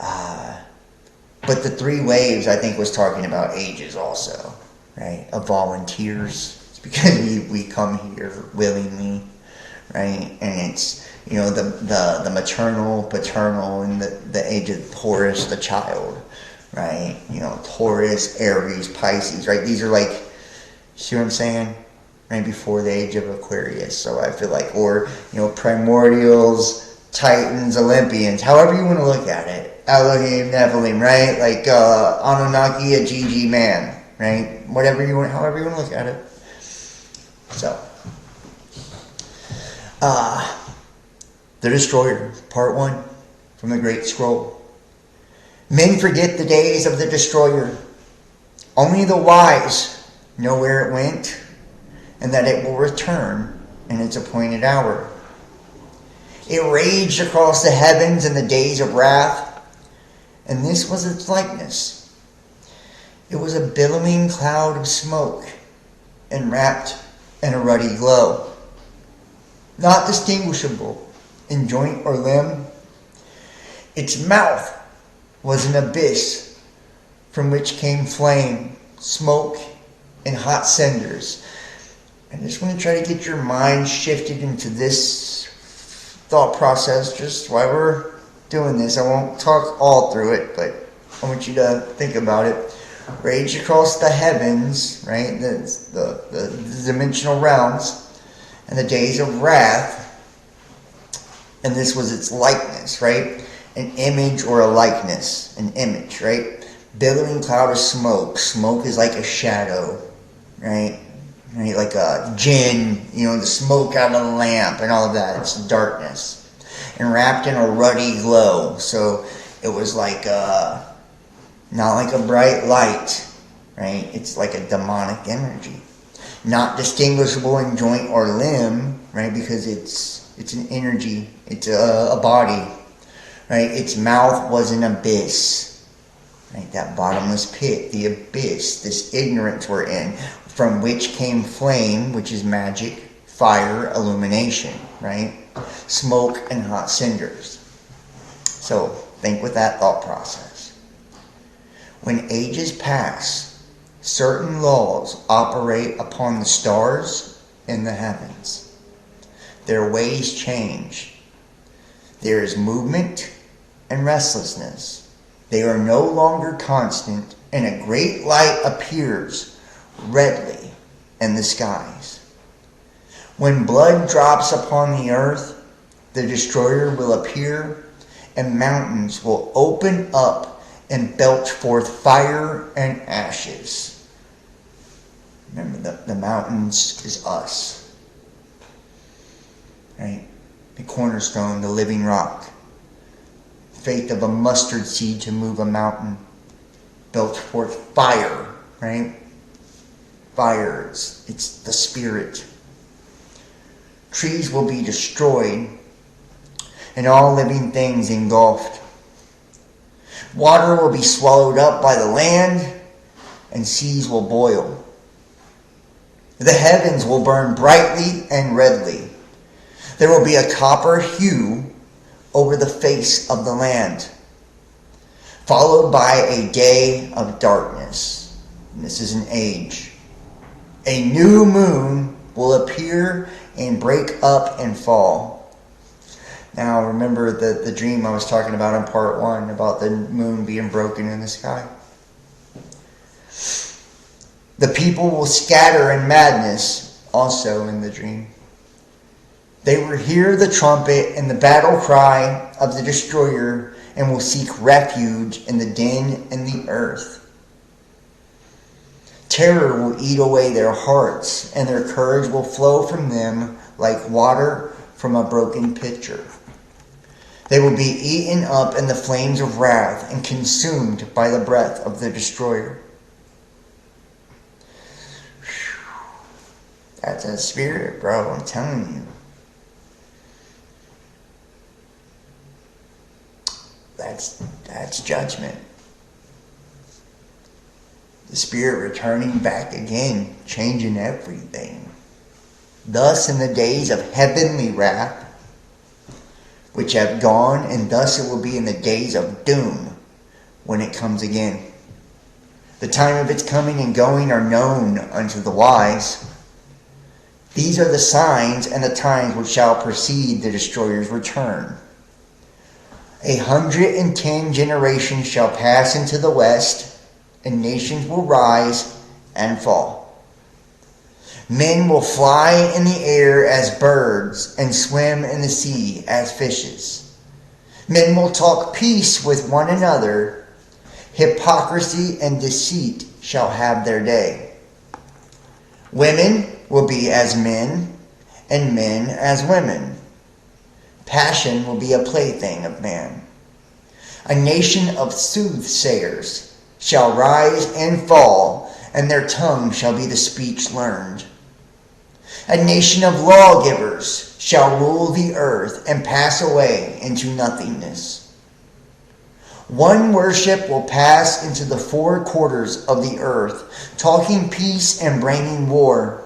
A nation of the seas will be greater than any other, but will be as an apple rotten at the core and will not endure. And I believe that is the Catholic Church right there. A nation of traitors will destroy men with wonders and shall have its day. That's probably the U.S. Then shall the high strive with the low, the north with the south, the east with the west, and the light with the darkness. Men shall be divided by their races, and the children will be born as strangers among them, meaning we won't know where we come from. Brothers shall strive with brother, and husband with wife. Fathers will no longer instruct their sons, and their sons will be wayward. Women will become the common property of men, and will no longer be held in regard and respect. Think about what that really means. Women will become the common property. Yes, there's a physical meaning to it, but it's also like our spirit, our soul. Right? No longer held in regard and respect. Then men will be ill at ease in their hearts. They will seek, they know not what, and uncertainty and doubt will trouble them. They will possess great riches, but be poor in spirit. Then will the heavens tremble, and the earth move. Men will quake in fear while terror walks with them. The heralds of doom will appear. They will come softly as thieves to the tombs. Men will not know them for what they are. Men will not know them. Think about this. The heavens will tremble, the earth will move. Men will quake in fear while terror walks with them. Heralds of doom, messengers of doom will appear, and they will come softly as thieves to the tombs. Right? Like a thief in the night. Right? Men will not know them for what they are. Men will be deceived. The hour of the destroyer is at hand. In those days, men will have the great book before them. Wisdom will be revealed. The few will be gathered for the stand. It is the hour of trial. The dauntless ones will survive. The stout-hearted will not go down to destruction. Great God of all ages, alike to all, who sets the trials of man, be merciful to our children in the days of doom. Man must suffer to be great, but hasten not his progress unduly. In the great winnowing, be not too harsh on the lesser ones among men. Even the son of a thief has become your scribe. Even the son of a thief, think about that, has become your scribe, right? To steal, kill, and destroy, the son of the devil has become your scribe, right? Your scribe, like Enoch, Ezekiel, right? The Word, in the beginning was the Word, it was God. Your scribe writes down the words. You are the pencil. You are the pencil. Right? You're writing down the words by living and creating. Right? God, the Spirit, is holding you in His hand.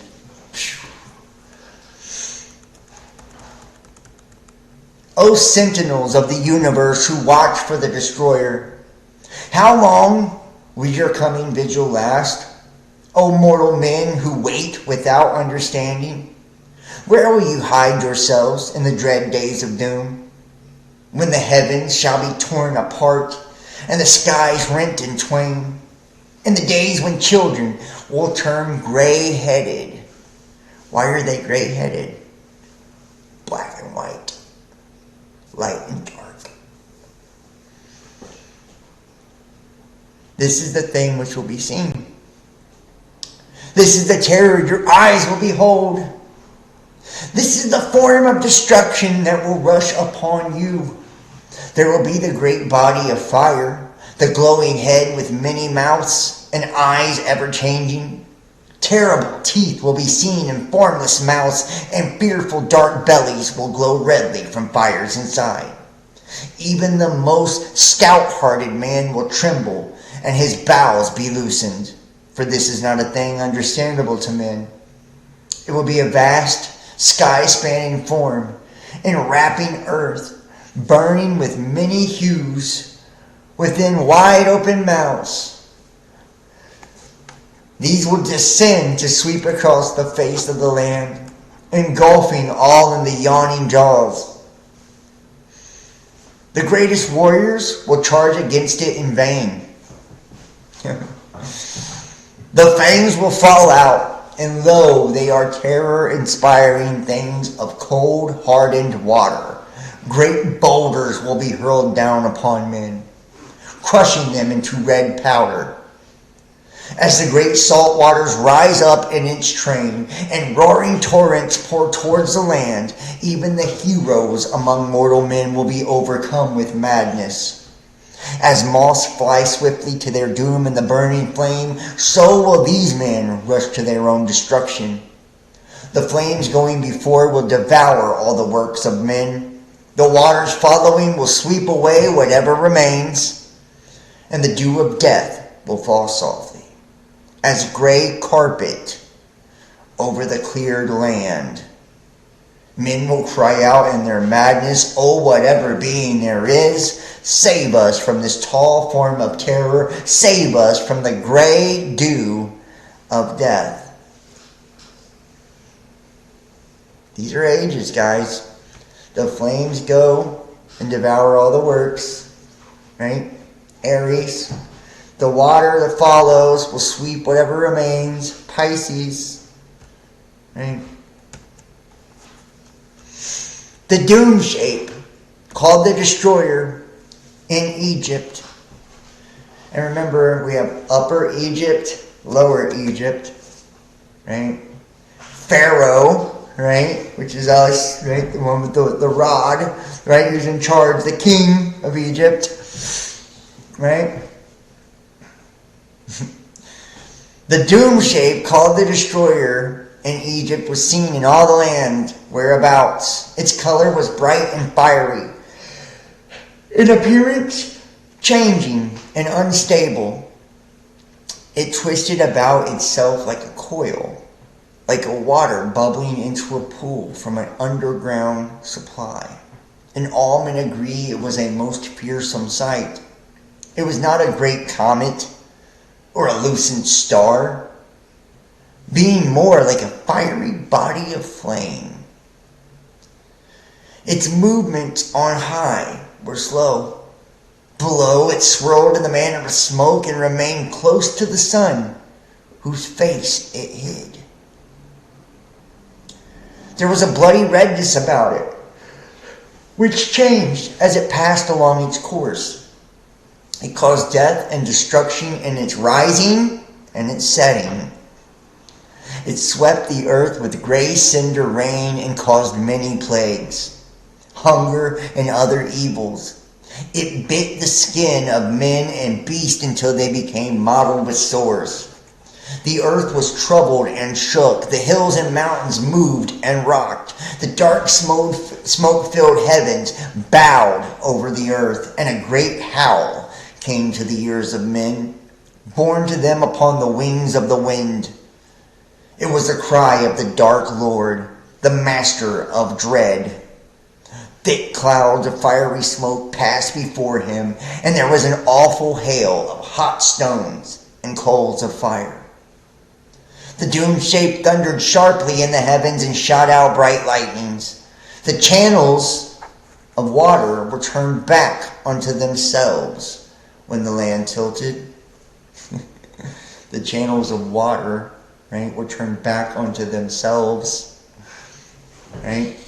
It's so crazy. That's the New Age people, the spiritual narcissists. Turned back onto themselves.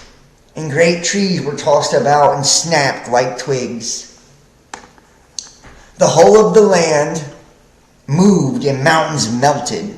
The sky itself roared like 10,000 lions in agony, and bright arrows of blood sped back and forth across its face.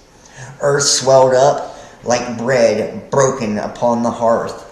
This was the aspect of the doom shape called the destroyer. When it appeared in days long gone by, in olden times, it is thus described in the old records, few of which remain. It is said that when it appears in the heavens above, earth splits open from the heat, like a nut roasted before the fire. Then the flames shoot up through the surface and leap about like fiery fiends upon black blood. The moisture inside the land is all dried up.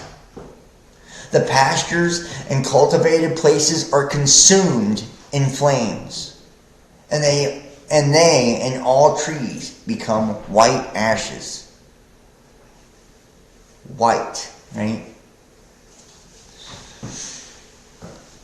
The doom shape is like a circling ball of flame, which scatters small fiery offspring in its train.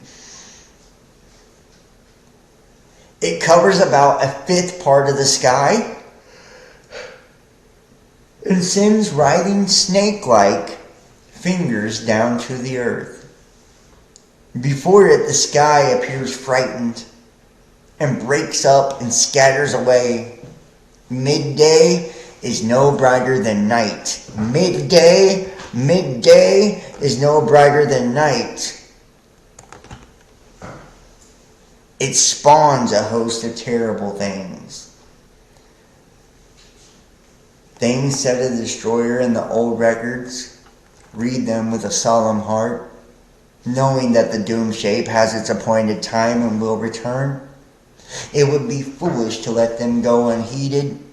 Now men say, such things are not destined for our days.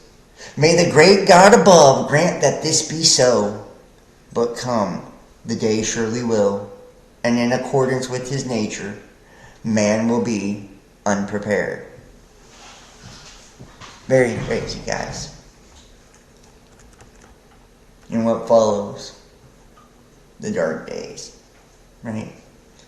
And they began with the last visitation of the destroyer because the cycle ended. Right? And they were foretold by strange omens in the skies. Just like today. Just like today. Right? The strange omens in the skies. Strange omens. Great sign in heaven.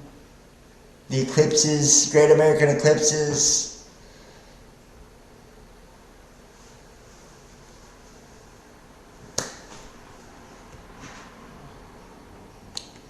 So what is a destroyer?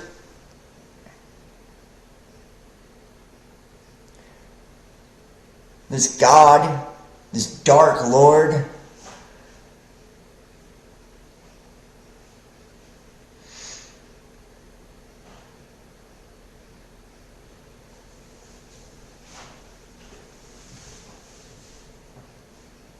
what we consider darkness in this world is actually the light, I believe. And remember, in the last days, men will call evil good and good evil. So if that's so, what our perception of evil is actually not. And what our perception of what we think is good and holy, like our religions, is actually the opposite. You know. It's a very interesting time to be alive. It's an amazing time to be alive because this means not only we have been through this before, I'm certain of it. I'm certain of it. I'll show one more thing before I hop out of here. And look too, I just want to show you.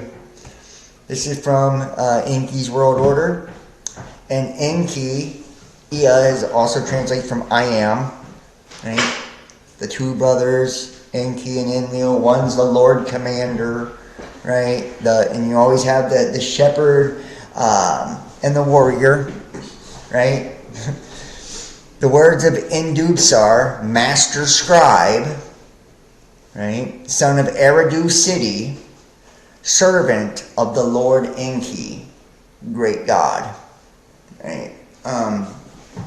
And Enki, Ea, Lord of the water. Then he became Enki, Lord of the earth, right? And he's who created man, right? And loved man.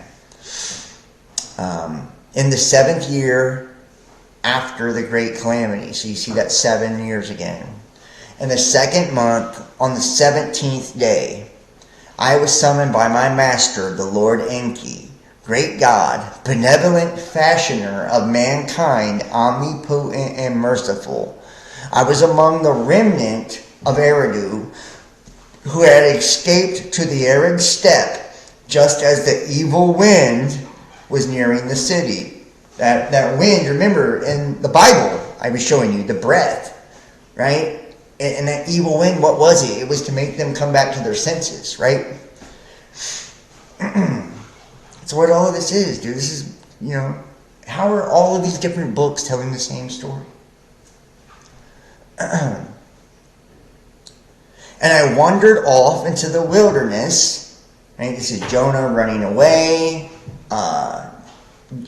going into the wilderness, wild locust and honey and all this shit. This is all of these things. They're the same things. We do this every time.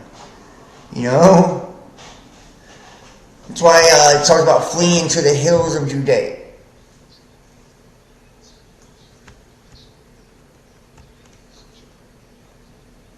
Hold on.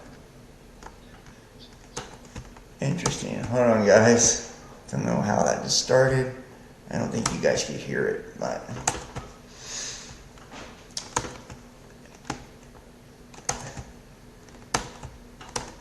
that was weird. But think about it. The whirlwind came out of the south. There was a reddish brilliance about it, and it made no sound, that reddish glow. And as it reached the ground, 4 straight feet spread out from its belly, and the brilliance disappeared. Once again, something about a belly, right, which is Virgo, right? And I threw myself to the ground. What happened with Jonah? He laid down, went to sleep, and I prostrated myself, for I knew that it was a divine vision. And when I lifted my eyes, there were 2 divine emissaries standing near me, and they had the faces of men. And their garments were sparkling like burnished brass. And I'm trying to think of what the brass actually comes from, but a lot of people, it's like way before everything, like our first ages was like brass, and that was like supposed to be like even better than gold at one point, right? And they called me by name and spoke to me, saying, so this is like our origins, right? This is like the origin of our spirit, basically. And they called me by, I forget what creation book it is, it says that we were made out of brass. And by name and spoke to me, saying, you are summoned by the great God, the Lord Enki. Fear not, for you are blessed, and we are here to take you aloft and carry you unto his retreat in the land of Magon, on the island amidst the river of Magon, where the sluices are. And as they spoke, the whirlwind lifted itself as a fiery chariot and was gone. And they took me by my hands, each one grasping me by one hand. Right hand, left hand. And they lifted me and carried me swiftly between the earth and the heavens. And as the eagle soars, right, and the eagle with Jupiter and all of that, okay, and I could see the land and the waters and the plains and the mountains, and they let me down on the island at the gateway of the great God's abode. At the moment they let go of my hands, a brilliance as I had never seen before engulfed me and overwhelmed me, and I collapsed on the ground as though voided the spirit of life. My life senses returned to me as if awakened from the deepest sleep. Remember, Jonah went to sleep too. By the sound of the calling of my name,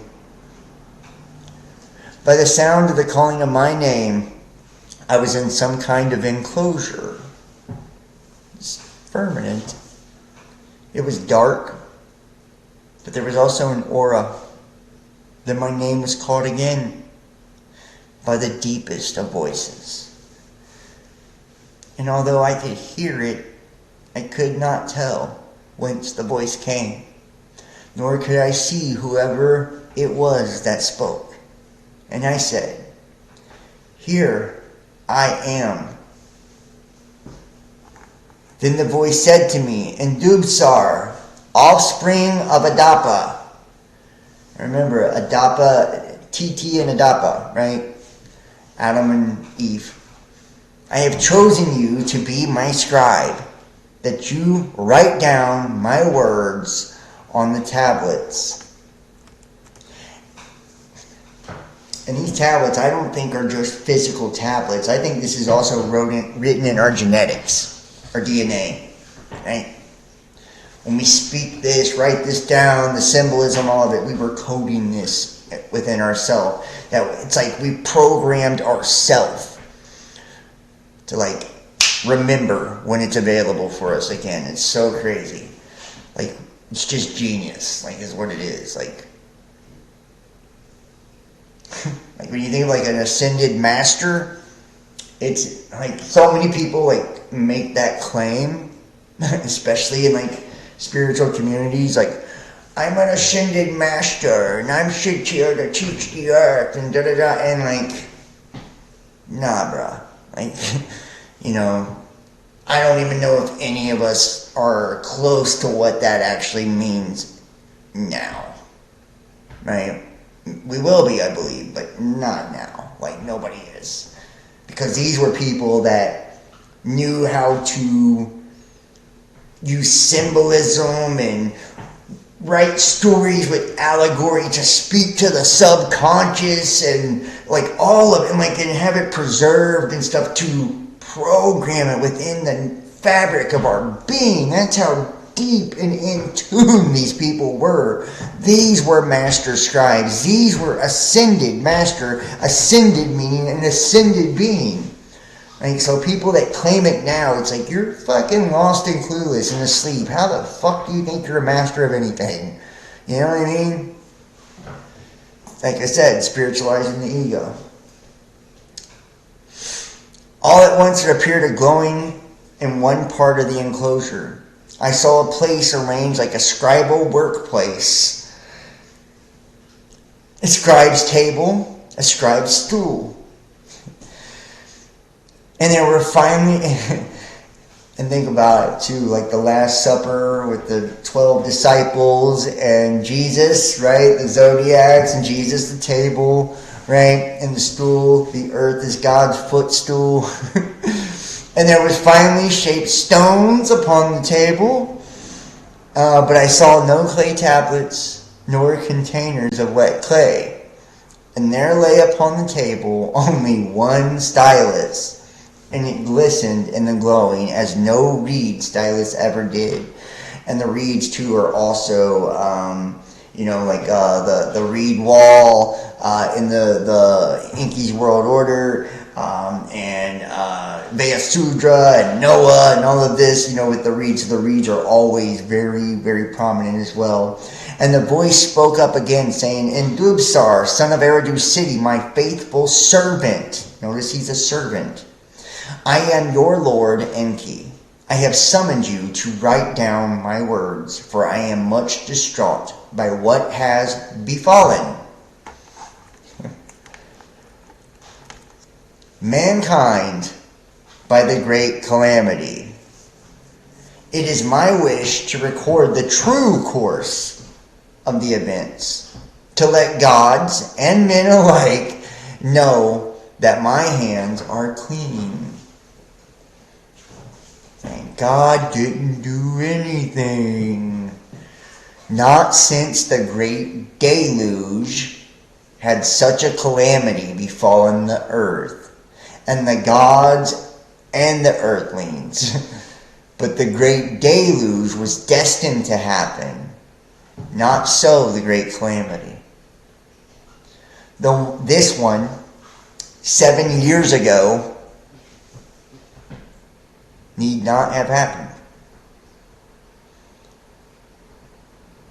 It could have been prevented. And I, Enki, did all I could to prevent it. Alas, I failed. And it was fate, or was it destiny? In the future shall it be judged. For at the end of days, a day of judgment, there shall be. Jonah, judgment. On that day, the earth shall quake, and the rivers shall change course. This is a polarity shift. And there shall be darkness at noon. There shall be darkness at noon.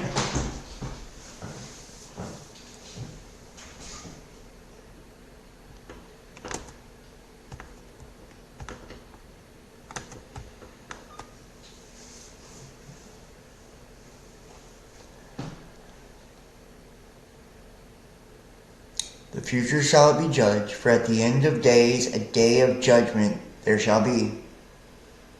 On that day, the earth shall quake, and the rivers shall change course. And there shall be darkness at noon, and a fire in the heavens in the night. The day of the returning celestial God will it be. And who shall survive and who would perish? Who shall be rewarded and who will be punished? Gods and men alike. On that day shall it be discovered. For what shall come to pass by what had passed shall be determined. and what was destined shall in a cycle be repeated. And what was fated, and only by the heart's will occurring for good or ill, shall for judgment come by our heart's will. The voice fell silent. And the great Lord spoke up again, saying, "It is for this reason that I will tell the true account of the beginnings and the prior times and of the olden times. For in the past the future lies hidden. For 40 days and 40 nights shall I speak, and you will write. 40 shall be the count of the days and the nights of your task here. For 40 is my sacred number among the gods. For 40 days and for 40 nights you shall neither eat nor drink. Only this once of bread and water you shall partake, and it shall sustain you for the duration of your task." And the voice paused. And all at once there appeared a glowing in another part of the enclosure. And I saw a table upon it, and a plate, and a cup. And I rose up thereto, and there was bread on the plate, and water in the cup. And the voice of the great Lord Enki spoke up again, saying, "In Dubsar, eat the bread and drink the water, and be sustained for 40 days and 40 nights. And I did as directed. And thereafter the voice directed me to sit myself at the scribal table, and the glowing there intensified. I could see neither door nor aperture where I was, yet the glowing was as strong as the midday sun. And the voice said, "In Dubsar the scribe, what do you see?" And I looked, and I saw the glowing raid upon the table, and the stones, and the stylus, and I said, "I see stone tablets, and their hue is blue, as pure as the sky. And I see a stylus as I have never seen before. Its stem unlike any reed, and its tip shaped like an eagle's talon."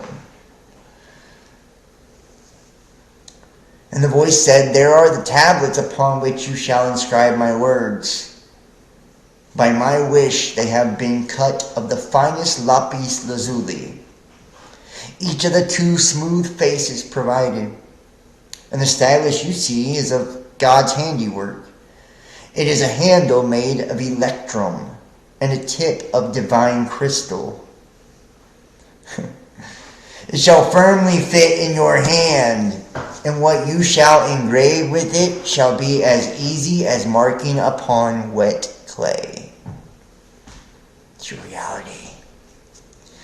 "In 2 columns you shall inscribe the front face. In 2 columns you shall inscribe the back of each stone tablet. Do not deviate from my words and utterances." And there was a pausing, and I touched one of the stones, and the surface thereof felt like smooth skin, soft to the touch, and I picked up the holy stylus. And it felt like a feather in my hand.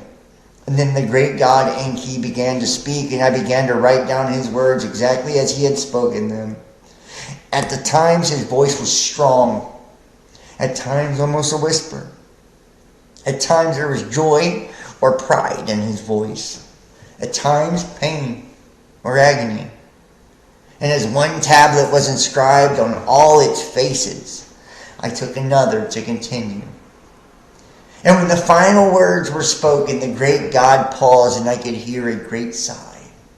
And he said, "In Dubsar, my servant, for 40 days and 40 nights you have faithfully recorded my words. Your task here is completed. Now take hold of another tablet, and on it you shall write your own attestation. At the end thereof, as a witness mark it with your seal, and take the tablet and put it together with the other tablets in the divine chest.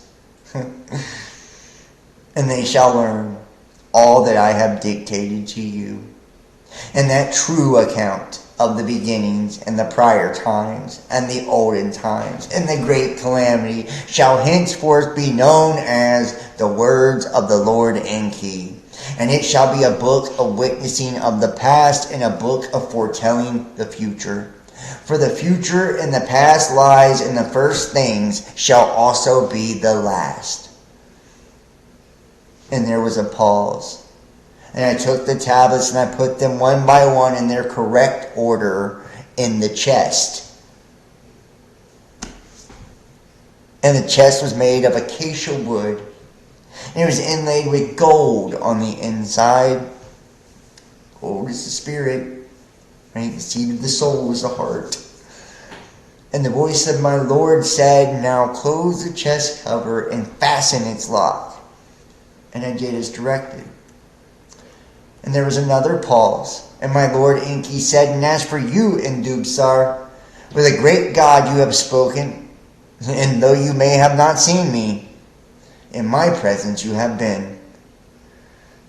That's so crazy. Though you may have not seen me, in my presence you have been.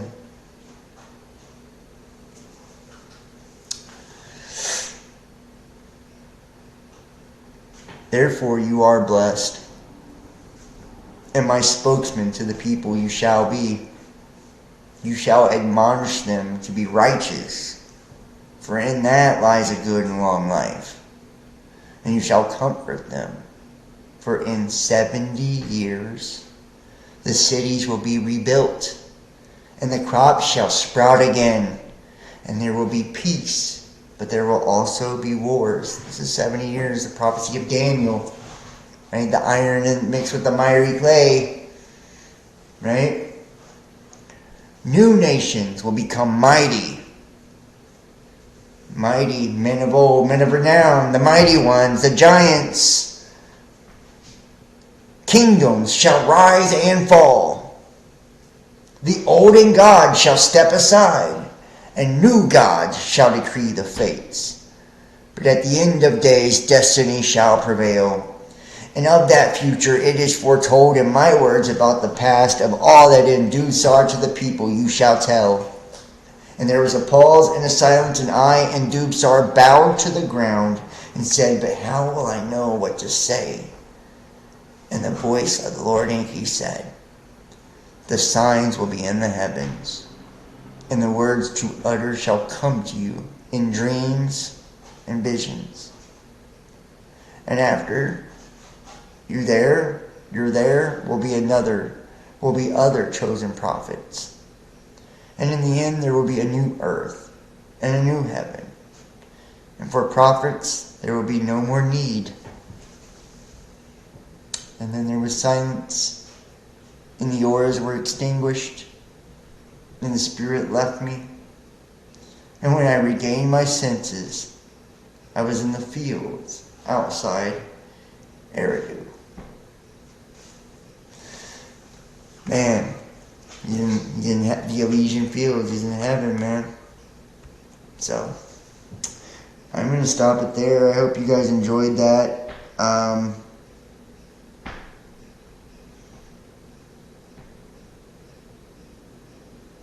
Thank you. I appreciate that. I hope you guys enjoyed that. I want to ask everybody that's watching this, check out part 1. I'll make sure I put all the links in both videos and connect them on the platforms. If you enjoy my work, you enjoy this channel, these will be going on Patreon. Go join me over on Patreon, patreon.com, Best Damn Podcast Official. Donate, support to the channel. We're viewer powered. Because of the things I talk about, I'm totally demonetized on basically everywhere. So we set monthly goals to try to pay for all the streaming and software and all that good stuff. We're about $100 short on the monthly goal this month. So So help me. You want to help me get there? You can help me get there. And next month we're about to get started, so that will be, if you donate now, I'll give you access to next month as well for the private content. Like I said, this will be on there, and I'll be doing a private show tomorrow as well for the patrons and the monthly donors. If you have donated, PayPal, Cash App, Facebook Messenger Pay, text 513-393-2396 to get your links, or email therealbestdamnpodcast@gmail.com, or join us over on Patreon. If you'd like to book a personal tarot reading, same thing, right? Text that number or email. People try to direct message me a lot, and I don't see them on time, so, text that number. It's way easier, way faster. I just want everybody, please make sure you subscribe on the YouTube channels, follow on the Facebooks and Twitter and all of that stuff, and all the different links to the platforms are in the description, so go follow me everywhere. Make sure you share these videos, help me get them out there. That's the best way to support me, is by sharing it, so new people can find me. The more the merrier. We need people to wake up. We need people to see what's really... We've been under the spell long enough. We really have. It's time for us to snap out of it now. It's not even and I see why people shake with fear. It's like, we fear what we don't understand, we fear the unknown, we fear change, and all of which we're getting to taste right now. So, but things are about to get so great, so awesome. We really are going into a beautiful, beautiful time, after we get to this little patch here. Make sure to share, like, all that good stuff. Subscribe, follow, donate, hit the like, all that, and comment. I want to know your thoughts. Even if you have ugly thoughts, you can say them, just be respectful. So thank you everybody for watching. I appreciate each and every one of you guys. I'm getting tired, so I'm going to go ahead and wrap this one up. And thank you guys. I love you, and I will see you next time. I hope you enjoyed it. Peace.